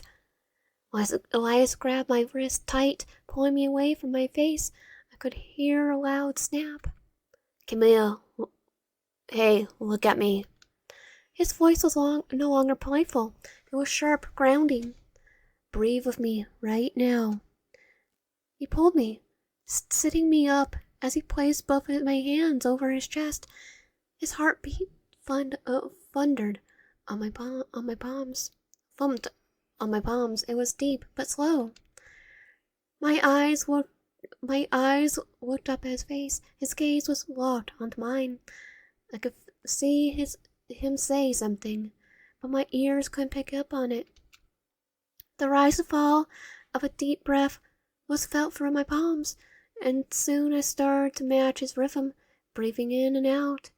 With him made my body a little more calm. After a while, his grip on my hands loosened as he gave me a warm smile. Are you right now? I nodded back, wordlessly. That's good. His gaze shifted to the purple patch on my cheek, then back into my eyes. His look could have almost be considered a glare, almost as if he was fraying me. Don't overdo that again, got it? He leaned in closer, brushing a strand of hair behind my ear. Sorry, I didn't mean to scare you that bad. I just didn't want you to run away before we could actually talk. I held my knees to my chest, feeling the raw skin on my eyes. Where the tears had dried, I felt so pathetic. Elias, I'm so sorry. I swear I didn't mean to hurt you. I just don't know what came over me. Don't apologize, honestly. It was kind of flattering. I never thought I was interesting enough to have someone stalk me. And after what you told me, it makes sense. He reached out and gently brushed his fingers across my tear-stained cheeks. People in desperate situations, they cling to whatever brings them safety, comfort. I guess I was a comfort for you, and that's okay, Cammy. You didn't do anything wrong. You were hurting. You just wanted to feel better. Well, stalking, it does excuse the stalking a little bit. I'm glad I could be that for you, even if I didn't realize it. You don't have to be alone again anymore. You don't have to watch from the sidelines like some invisible ghost. I might not know everything about you yet. I want to. I want to understand what's going on your head. I want to be there for you. I know what it's like to have no one to depend on. I don't want that for you. So let me be someone you can count on, really count on. Not from a distance, non-secret, for real. Am I dreaming? Everything he said sounded like one of those fantasies I used to play out in my head on sleepless nights. Oh, Elias. Elias pulled me into a hug and fresh tears filled my eyes. I like you, Cammy. You're interesting, complex, and I really like to get to know all of you. I like that. After that, all the pain, the disappointment, the cruel thoughts that crawled through my mind day after day, it finally felt like I got a win. Elias wants to know me. I felt relief as my body finally lets itself relax as it fell into a lulled sleep. Warmth was a foreign feeling when you're taking care of the ones you love. You have to remember that thing, that age. You have no you have no place. I'm tired, Cammy. Stop being such a pain. Soft nails traced my scalp as my eyes slowly opened to the dim lighting of Eliza's room. Half of me felt like it wasn't real, like I was just in some daydream in a cruel mind conjured to make me feel some sort of comfort. But looking at those light brown eyes covered by thick frames made me know it was real. Elias was looking over me, his breath soft. There was something so sweet about his expression. You're so shaken up from last night. Maybe you should skip some of your lectures today. Have anything important to do? I'm usually pretty good about attendance, so missing a few just for a day didn't seem so too bad. Besides, I think I'm not in the right headspace right now after all that happened. Looking at Elias, I nodded my head, felt my voice catch in my throat. Even though he was holding me tenderly, I know somehow still felt on edge. He knew the whole time, and yet he's here for me. He accepted me. What do I even do now? Elias sat up, pulling me away from his arms, and he stared straight at me. How did you even find out I was watching? Well, after that day we met, I kept seeing your face around the corner of my eye. After the third week of seeing you, I kind of came to the conclusion that you probably were following me around. Then seeing you in the back of all my performances really sealed the deal in my head that you were following me. Crap, was I really that noticeable? Well, I'm pretty aware of my surroundings, and you're not as sneaky as you think. I hid my face in my hands, feeling embarrassed. Embarrassed stab through me once more in full force, thinking back to all the times I stayed in the shadows or crouched in the uncomfortable positions for him to know I was there all along. Man, if I really think about it, I barely know anything about you, but you probably know so much about me. So much about me. So, what's your whole deal, Cammy? Dreams, likes, dislikes? I hesitate. I don't know what to tell him about me. The most interesting thing I have right now was him. Wait, was this always a good one to start with? What's your major? Data analysis. Ooh, a woman in STEM. Sexy. I kinda got the feeling you were smart. And any friends, family? No, I don't have any friends, and my family's just me, my mom, and my little brother. Actually, no, it's just me. I'm just gonna drop all contact from my family. You guys close? This is starting to feel more like an interrogation than him just asking simple questions. I looked down at his sheets, trying to find the words. My family has always felt like we were so close knit, yet at the same time is drifting apart. Yeah, my mom calls me when she needs something, and my brother and I talk occasionally. They both want money from me, though. You take care of them? Wise hummed to himself, and I nodded almost as if he was making a mental note of something. Is stalking people like something you do sometimes, or was I just a special case? I was startled by the question more than I should have been, giving me a small smirk. But I could tell him I was searching for a true answer. You were a special case. I have never done something like that before. Lucky me. He leaned down on his headboard looking at me with narrowed eyes like he was trying to dissect me. That night on the roof, I had a feeling why you were up there. That's why I tried to get you down so fast. Not going to lie, I felt bad. Probably should have actually tried to help more than just walk you back. But I didn't want to make you uncomfortable. That's why it doesn't matter to him that we're stalking him. Good to know. He already knew though he was helping us. Thinking back to that night made me choke up a bit.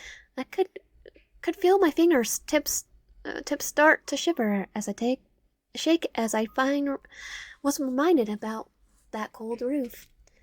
You didn't make me uncomfortable. The only reason I didn't go back to the roof that night was probably because you were so kind to me. Les lets out an uncomfortable breathy laugh as he covered his face with his hands. Oh, frick. Watching him as I was unsure. Watching him, I was unsure if he was laughing at me or at himself. His face was still covered. It was a hunch.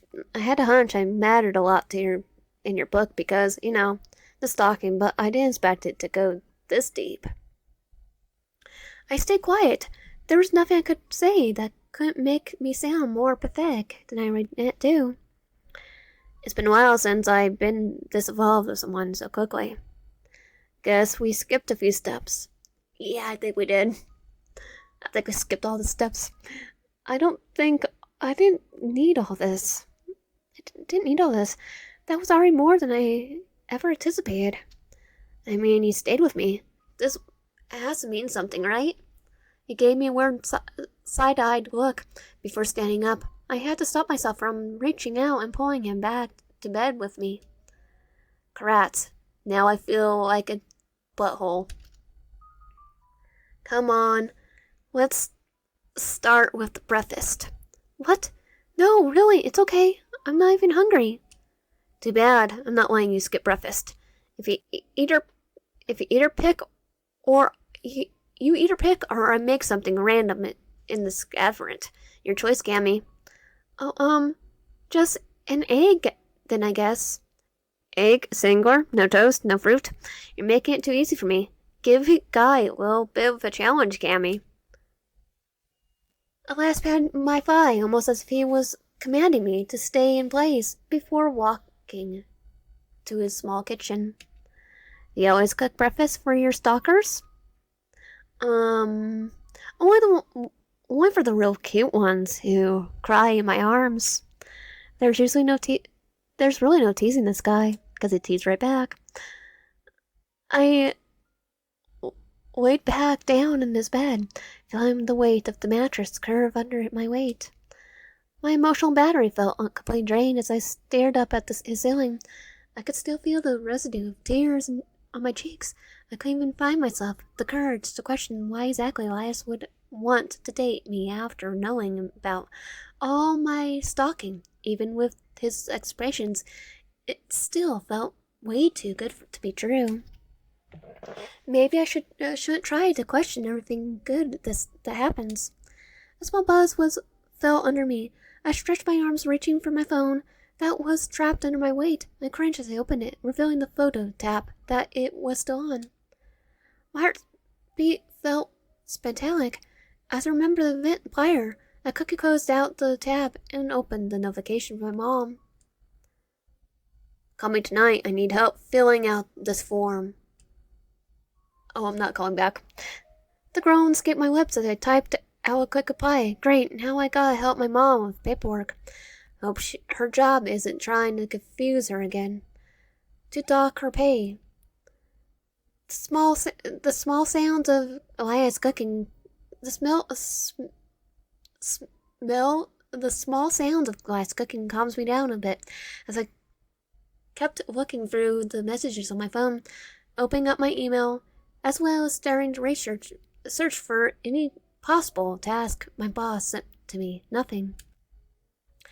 After some time has passed, I could hear Elias walking back with a plate in hand and a cup of coffee. I made a bit more than egg for you. I hope you don't mind. Ooh, looks good.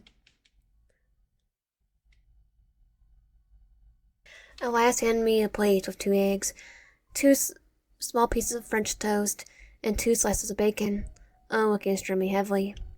My eyes widened as I looked back at Elias. He was casually sipping on some coffee, almost like what he made was nothing. This is amazing. I know, plus I cooked all of it without a shirt on. in love yet? Actually, don't answer that.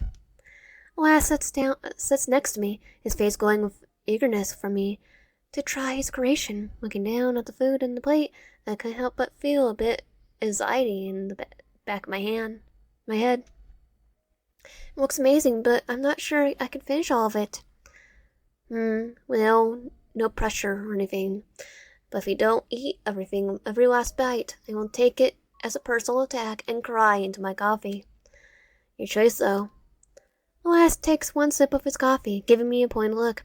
Well, when he puts it like that, I cannot eat it. I cannot eat it. Okay. I took a forkful of French toast before me, feeling how the fork tugged into the fluffy bread, looking at the small chunk I carved. It was almost too perfect to eat. I felt like I should save it or something. Frick, maybe I should have taken a picture. No, after last night, there's no way I could do something that creepy in front of him. Bring the fork into my lips. I bit down. The French toast was heavy, not too sweet. Good. I nodded worthily as I kept chewing. I'm a pretty good cook myself. I could return the favor. No thanks. Cooking for people is one of my passions. Did you make you feel better?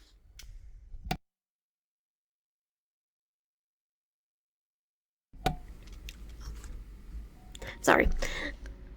I looked over at Elias. My stomach still felt empty from anxiety that plagued me last night, but it wasn't nearly as bad as before. Yeah, I feel better. What time is it, by the way?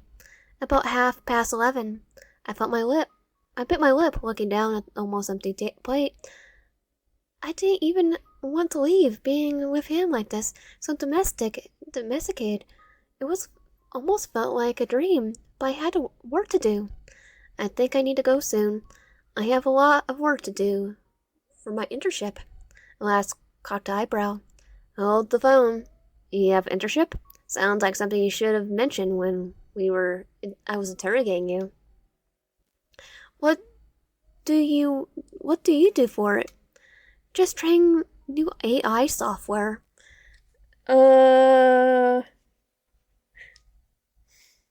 Definitely don't feel comfortable doing that. I'll lose my job. Eventually. I've heard stories about people in STEM losing their job because of AI. Les lets out a little impressed whistle. Damn, smarter than me. You in the band and working under Dr. Pin. That's a crumple, Elias. Don't recall telling you I was an internship. Well, we've been stalking you. My face burned. Don't give me that look. I assumed you knew anyway. The work I do for Dr. Penn isn't anything special, just paperwork. I hope you weren't listening in on Dr. Penn's sessions, though. Those are private. Of course not. I only saw you walk into the building, so I just assumed you worked for her, based on a deduction. I don't do anything that invasive, I swear. Yeah, I wouldn't trust ourselves. Alright, I believe you. Jeez, no need to explain yourself. I walk you back to your room if you're heading out. Oh, you don't have to do that. I don't want to be a hassle or anything.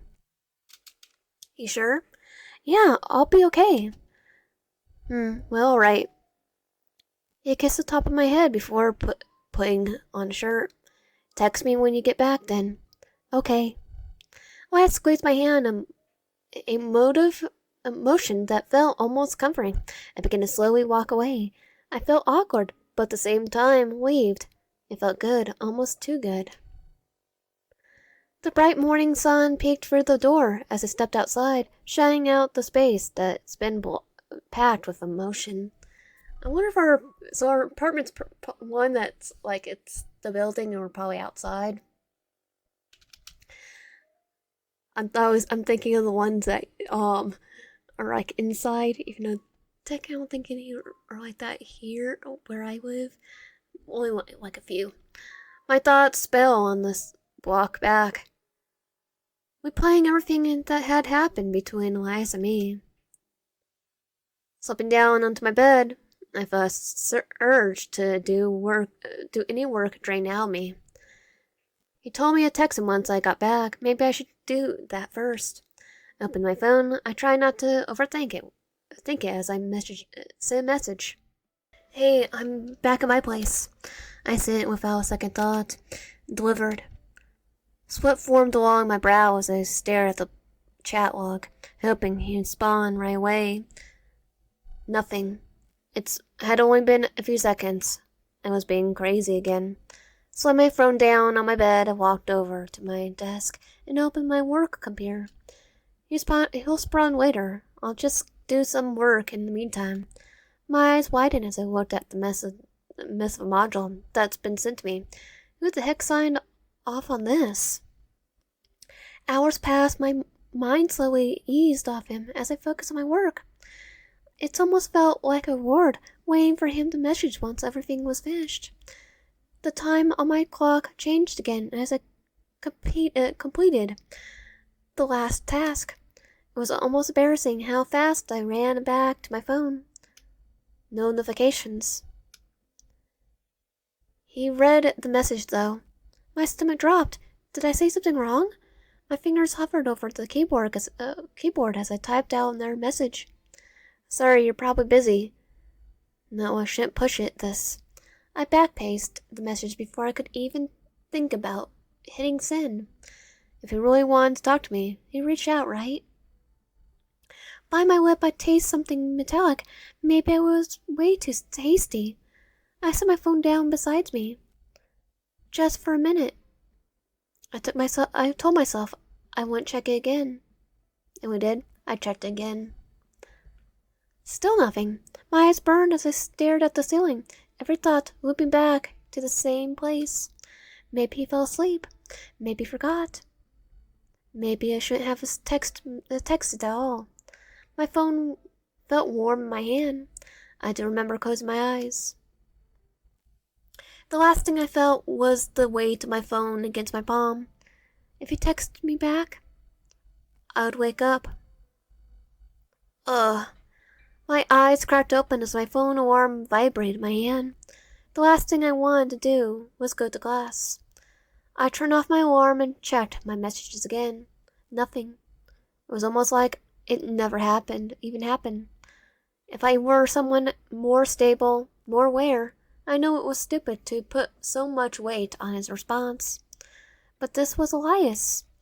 This guy cleaned me up. The guy who saw through me two nights ago. Did that mean nothing? Or did it just mean too much? I sat up, my bones cracking and popping from sleeping in such an awkward position. Maybe he doesn't care as much as I do. I mean, for God's sake, I'm the one stalking him. I would think he stalks us too, a little bit. Maybe I'm not even on his mind at all. Why would I be? He probably did all that out of pity. Frick, how could I be so stupid? Of course it was just pity. I mean, how else would someone react to a sane stalker crying in their room? I felt like a butthole. The more I thought about it, the more I felt like I pushed him into everything he did. Swallowing the lump of anxiety in my throat, I got dressed for class. The morning air felt too sharp as I walked across campus. Everything else moved with purpose. In a group, talking, laughing, already awake. I kept my eyes down, my phone heavy in my pocket. I didn't check it. I shouldn't check it. The lecture was already half full when I slipped into the seat near the back. I sat down and stared at the desk in front of me. The professor started talking. I didn't register a single word, because they're too focused on Elias. Time stretched. This was one of my longer lectures. Students would usually pile out after attendance. I think the professor would notice. I watched students come and go. I watched slides change. I watched the clock crawl forward, hauntingly slow. Every few minutes, my phone buzzed in my imagination. It was never actually dead. I kept thinking, if he wanted to talk to me, he would. My leg bounded under the desk as the lecture dragged on. Usually I joined the crowd that left after attendance, but I stayed anyway. Am I supposed to be good at class? There was nowhere else to go. The professor finished up his lecture, and I didn't take a single note. I sighed, looking around. One of the last people in the hall. Outside was cold and dark. I forgot just how long that class ran. My heart ached. It was like I couldn't think of anything truly meaningful, but the lack of response from him. Okay, I'm gonna go somewhere to kill time. I walked without thinking. I just needed to be somewhere, anywhere but my place right now. My feet stopped at a little bakery. It looked warm, almost inviting. I stepped into the warmly lit space. The smell of freshly baked bread wavered over me. I peered down at the pastries covered by the glass dome. For a second, I forgot about the tightness of my chest and my stomach started to hum. Right, I haven't eaten all day. The girl behind the counter smiled at me. I ordered something simple, without really thinking about it. The warmth of the paper bag soaked into my palm. I found a small little table near the window and took a bite. It was really good, not great, but it was fine. Outside, people passed by laughing, talking, moving with their days. I felt almost normal. When my pastry was gone, the feeling faded as quickly. I folded the empty bag and threw it away. The air outside was colder than I remembered. My place wasn't far. I headed back anyway. My room felt quiet when I stepped inside, just like it normally was. This time it felt more prominent though. I dropped my bag by the door, not even bothering to turn on my lights. Oh, someone's in here. Sitting at the edge of the bed, my mind went blank. My phone buzzed in my imagination again. I checked anyway. Nothing. I sat down beside me. I should do some homework. I have a paper due by the end of the week. Laying back, I stared up at the ceiling. I only lay down for a minute. My phone was still within reach. If it buzzed, I'll hear it. I didn't get much sleep. Thoughts about Elias still plagued my mind. It was almost too obvious, me getting so close to something, then it being immediately taken away, like it never really happened. The days dragged on. I tried to get as much work done as I could, but my mind felt heavy and unfocused. I cleared my throat and rubbed the side of my thigh, feeling the sting through my sweatpants and bandages. The sharpness grounded me as I kept walking towards the library. I wasn't even sure why I was going. It's not like I'd be more productive somewhere more crowded than my room. People passed by as I kept my eyes fixed on the floor, avoiding eye contact. Inside, I slipped into one of the swivel chairs near the back. The small table I chose was the only one without anyone else sitting at it. Soft murmurs filled the room, whispers and shuffles of papers. The low hum of condensation. Everyone else seemed to be studying together. I opened my laptop and kept my head down, hoping the work would move faster if I just stared at it long enough.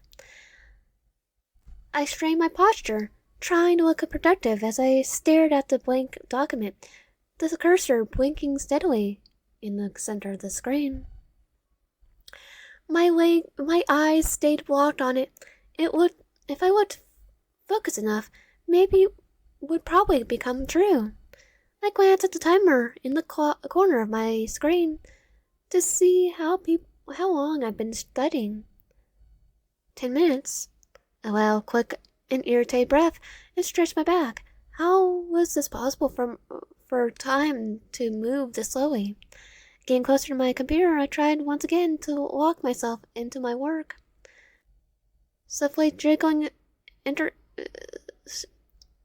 jingling, soft jingling enters my ears. I tried to ignore it as best as I could, but it kept getting louder and louder. Waking up from my screen, I saw an all too familiar face. Jessie.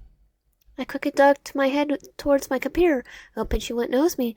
I doubt she even remembers my face, but I wouldn't know how to wave at her until now, even if she did. Wave at her right now, even if she did. A small jolt of fear rushed over me. What if Elias told her everything? They're so close, she probably knows about the stalking. I cursed at myself internally. How could I let my cover slip this badly? For one night. Stupid. I tilted my seat when something tapped lightly against my laptop. Jackie's smiling face stared back at me. She pulled out the chair across from mine. Camellia, hey! She whispered slightly. I forced an awkward smile and gave a small, stiff wave. Bruh, I thought I saw you from the hallway across the room. I was low-key terrified to say hi. Thank God it was actually you. I nodded and a strange smile fixed on my face. Please don't sit down. Please don't sit down. Mind if I join you? My bum friends ditched me, and now I got nowhere to sit. Damn. Okay, yeah, sure. Elias was just with me too. Damn, talk about bad timing. My ears rang. Elias? Yeah, you're studying here. Well, I study. He just talks. That's nice. Maybe I should tell him to bring his butt back since his girl's here. My stomach dropped. I shook my head quietly, eyes widening. No, please don't. We haven't really talked since the party. Oh, for real? Yeah. Don't take it too personally. He's kind of a player anyway. I nodded and lowered my gaze back to my computer. The cursor blinked patiently at the top of the page. We sat in the silence, Jessie actually working me routine to. She cleared her throat for a moment. So, what are you working on? Just a test simulation. Pretty cool. Back to being awkward. Not gonna lie, I kinda thought you two were vibing. Huh? You and Elias, it was kinda weird he didn't mention you again. The words landed heavier than she probably meant them to. I felt something sharp twist my chest. I shrugged, keeping my eyes on the screen. It's fine. He was mostly just showing me the party since I'm a fan of you guys. Jessie clicked her tongue, nodding. That's good. He was talking to the blonde girl again anyway, so bullet dodged. My lip trembled before I could stop it. Oh, I pushed my chair back a little, too quickly, and started gathering my things. Sorry, just remembered I have somewhere to be.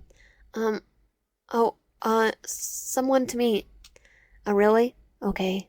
I guess I'll see you around. I nodded without looking at her and hurried away from the table. The daylight was gone by the time I stepped outside. The bloom of mist from my chilled breath reached the crisp air, blonde girl. Bianca? My mind drifted back to the memory of her face, her pretty face, her perfect body. It made my blood boil, and as jealousy and sadness made my fingers turn numb. It was almost unfair. There's no way I could ever measure up to that. Throwing my stuff on the bed, I tried to control my emotions that were whirling in my head. My thoughts wouldn't slow down. Her, him, the party, the stupid blonde hair. I pressed my hands on my temples, trying to force everything to shut up. My phone buzzed fiercely. I knew who I want the caller ID to be, but of course I wasn't that lucky. Hey, Mama. I could hear my brother in the background, the muffled sounds of a game being played. Camilla, you haven't called me since the last conversation. Yeah, and he's playing a game. I'm sorry, Mama. I'm just been busy with school and work. How's Andre doing? He's fine. He knows he can stay here for as long as he wants anyway. I saw a lump in my throat. I knew what was coming next. So when can you send over the next check? My skin pickled with goosebumps. I didn't know how to tell her I didn't have enough money. If only I saved for more last month, then I could afford it to give them what I usually do. The line went quiet as the words that tried to come out of me fell into air. We discussed this last time, Camellia. With your brother back home, I need help maintaining this household. Well, brother's able-bodied, right? Give him do the work. Give him a good job. I know, I just don't really have much on me right now. What? I'll get to it, I promise. It just might be a little late until my next paycheck, my next payday. A sharp breath. I could hear the anger fizzing up before she spoke again. Late? Alright, tell me this now. And you're telling me this now? I got groceries to pay for. Utilities. Your brother can't even... I got groceries to pay for. Utilities. Your brother can't even look for work right now under these conditions. He can't? Yeah, I'm just hanging up on her. You told me you'd still help out when you went to that school. You promised me, and now you're breaking that promise. I'm not trying to break it. Things have just been really hard recently. Money's been tight. You never had these issues before. I'm satisfied. I sacrificed my life for you. And you can't return a little bit. I'm sorry. I don't want any more apologies. I want a clear plan because if we can't afford rent this month, I don't know what we'll do. Her voice broke. My heart ached. My heart's not. I must be cold-hearted, cold-blooded because all I hear is that she wants me blocked and go off no contact. I'm here being all melancholy over Elias when real issues are at stake here. Mama, I'm sorry. I'll get you the money this week. I swear nothing like this will happen again. The line went silent. I could hear her hiccuped breathing through the phone. Your father wouldn't have what something like this happen to us. Well, then, try get your son to step up. Come back home, Camellia. I can't do this without you. I'll get the money. Before my mom could say anything else, I hung up and blocked her. My body shook. How could I let something like this happen? The guilt and stress were almost immediate. Closed my eyes. I could feel myself dying as problems filled my head. I don't know how I could give her the money this week and still afford food or my own rent. My breathing turned into hyperventilation. My eyes drying out as they widened. I need a solution. I need to calm down. My phone buzzed again. It had to be Mom. Trying to bite down my nerves, I picked it up quickly. Mama, I'm sorry I hung up so soon. I already figured out how to get to you. A deep chuckle came from the other end of the line. That was definitely not my mom's voice. Being called Mama is definitely a new one. Kind of freaky. Elias? Oh yeah, that's me. Why didn't you say my name on your phone? Crunching sounds come through the speaker. Was it eating chips right now? Like light you call me. Sorry. I keep seeing um keep seeing Death Note clips on YouTube. Sorry, I didn't check the car ID. I thought you were my mother. Figured. Figured as much. Have you ever tried those honey chips at the school market? They're not the best.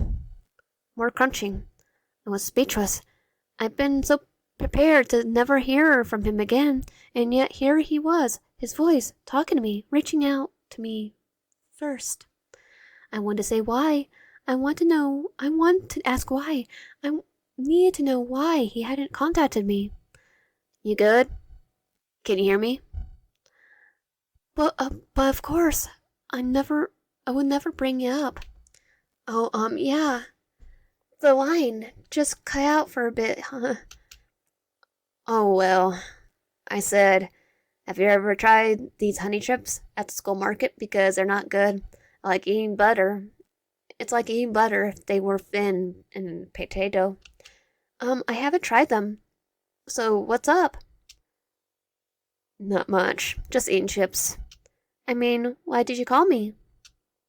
Bored, and I was wondering if you tried the chips. Want to come over? Like to do that? Like to hang out? I mean, I'm always down for that, but thinking more of lines of just hanging out. If you're not too busy, of course. Yes, it's almost felt too good to be true. It didn't matter if he wanted only to hang out right now. All I wanted to do was see Elias. Yes, should I go over right now then? My hands shook with excitement. It was almost all too. It was almost like all the negative feelings disband within me. The dopamine hit reminded me just why I started watching him in the first place. Yeah, you can come by whenever. You know where I live, right? Of course. Are you sure it's okay that I come over now? Hmm. Elias hung up on the phone before I could refer him a second time. That was okay for me to come over. A small smile gazed my lips and I rushed to my mirror, stepping as close as possible to it to study my affection, trying to decipher what exactly I should change to make myself look more seductive. Sighing to myself, I brushed some hair out of my face and attempted to calm the slightly tangled strands. Frantically picking up my mascara, I applied a slight amount of makeup, as best as I could. Not even a concealer could hide the big eye bags that plagued my face. Refusing to look at myself any longer, I make sure didn't waste too much time. I step away from the mirror and hurry out the door, desperate to see him. Walking outside my door, I slowly made my way up the stairs to Elias's place, my heart beating out of my chest from excitement and anxiety. Reaching his door, I lightly walked on the wood, waiting patiently outside the cold for him to open it. Ducking my head down, I kept my eyes on the ground so he wouldn't see my eager expression. A small click sounded and the door creaked open, revealing Elias's form.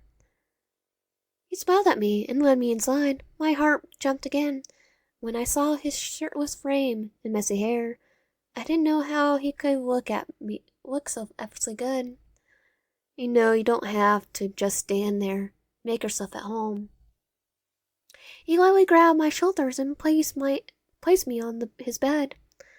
I looked around his room. Everything was just like how it was last time. I bet Bianca was just sitting at the same place I am right now. I shook the thought out of my head, still looking around his room, this time trying to find any sign of her. I felt a small kiss on my forehead make me jolt as I looked back at Elias. You go quiet a lot, kind of freaky. I felt something press against my lips.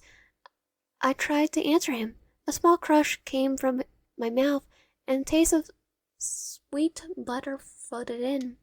Ew! I made a face immediately, wiping the excess crumbs from my mouth. Elias laughed down at me. Yeah, pretty bad, right? Who the heck is even buying these? Him.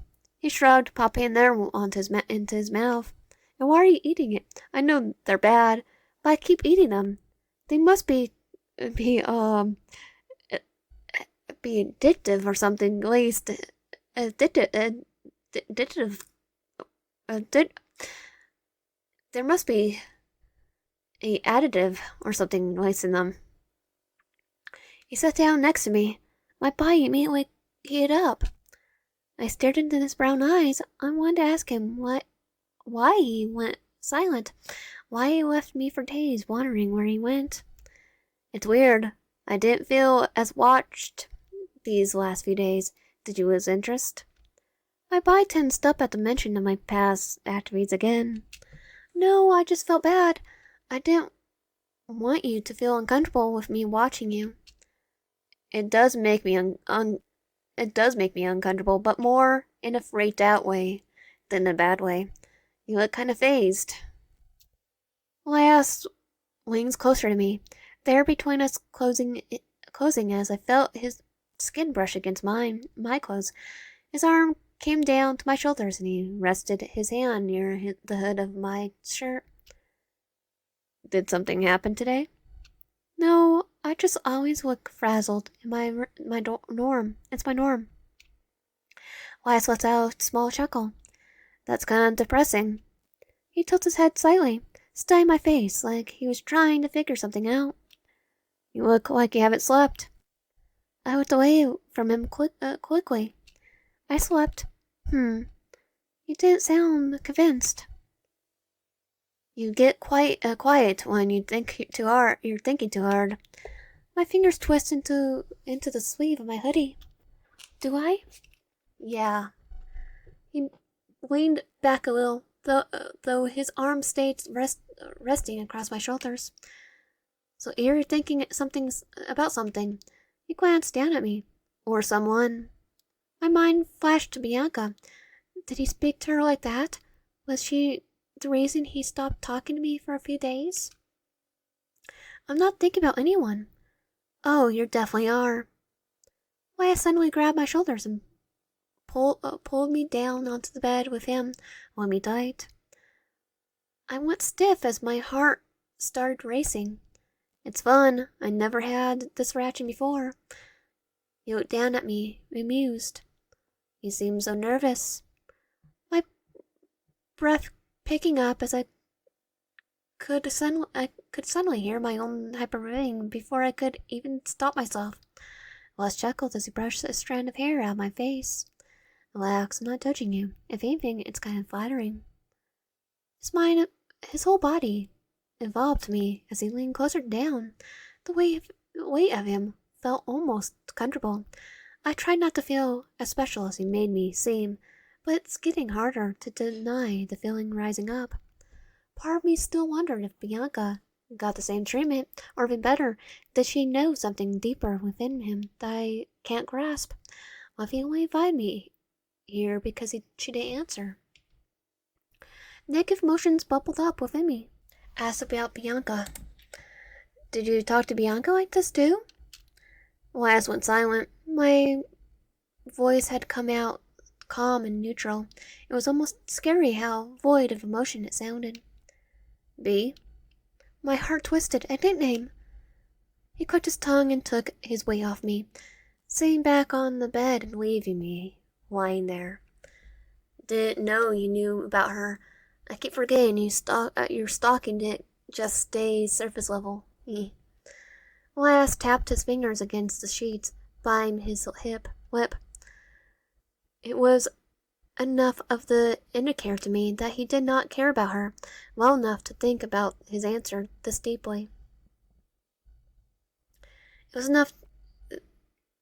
It was enough of an indicator to me that he did care about her well enough to think about his answer deeply. A small sigh escaped him as he looked down at me, a smirk overtaking his face. You jealous? Quarterly.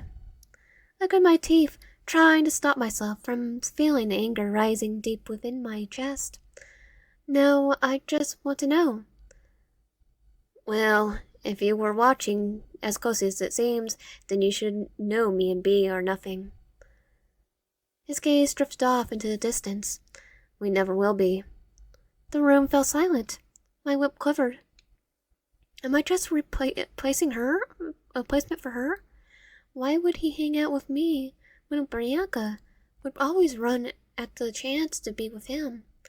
I turn my head away from Elias. I can't freaking compete with her. Why the heck do I keep torturing myself trying to speak to him when he could never feel the same way about me? I jumped when I felt a small pinch on my cheek. Stop being jealous. Elias grabbed my shoulders and pulled me upright, laying me into his lap, hugging me tightly. I'm not. He shook me lightly. Don't be negative with me when I was so excited to see you. He reached up and grabbed my chin, turning my face towards him. He smiled at me, squeezed my cheeks before pressing a quick kiss against my face.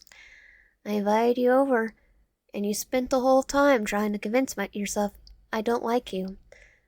Look, if I want Bianca to be here, she would be here. But I don't. His grip loosened on me. His hands now rested slightly against my wrist. I wanted to see you, Cammy. Anyways, I'm sure you know that this already, but this Saturday we have a band bash. Come to it. It'll make me play better knowing my biggest fan is in the crowd. You really want me to come? I couldn't stop myself from asking.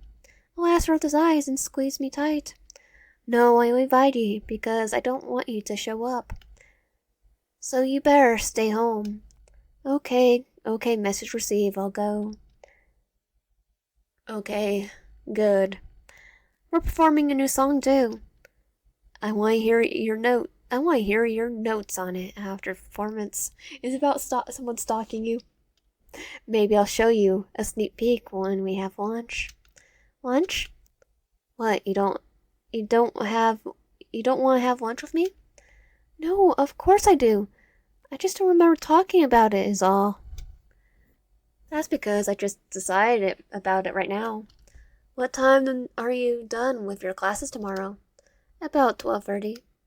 Perfect. Then we'll go at 1. You ever had food at Drunken Duck?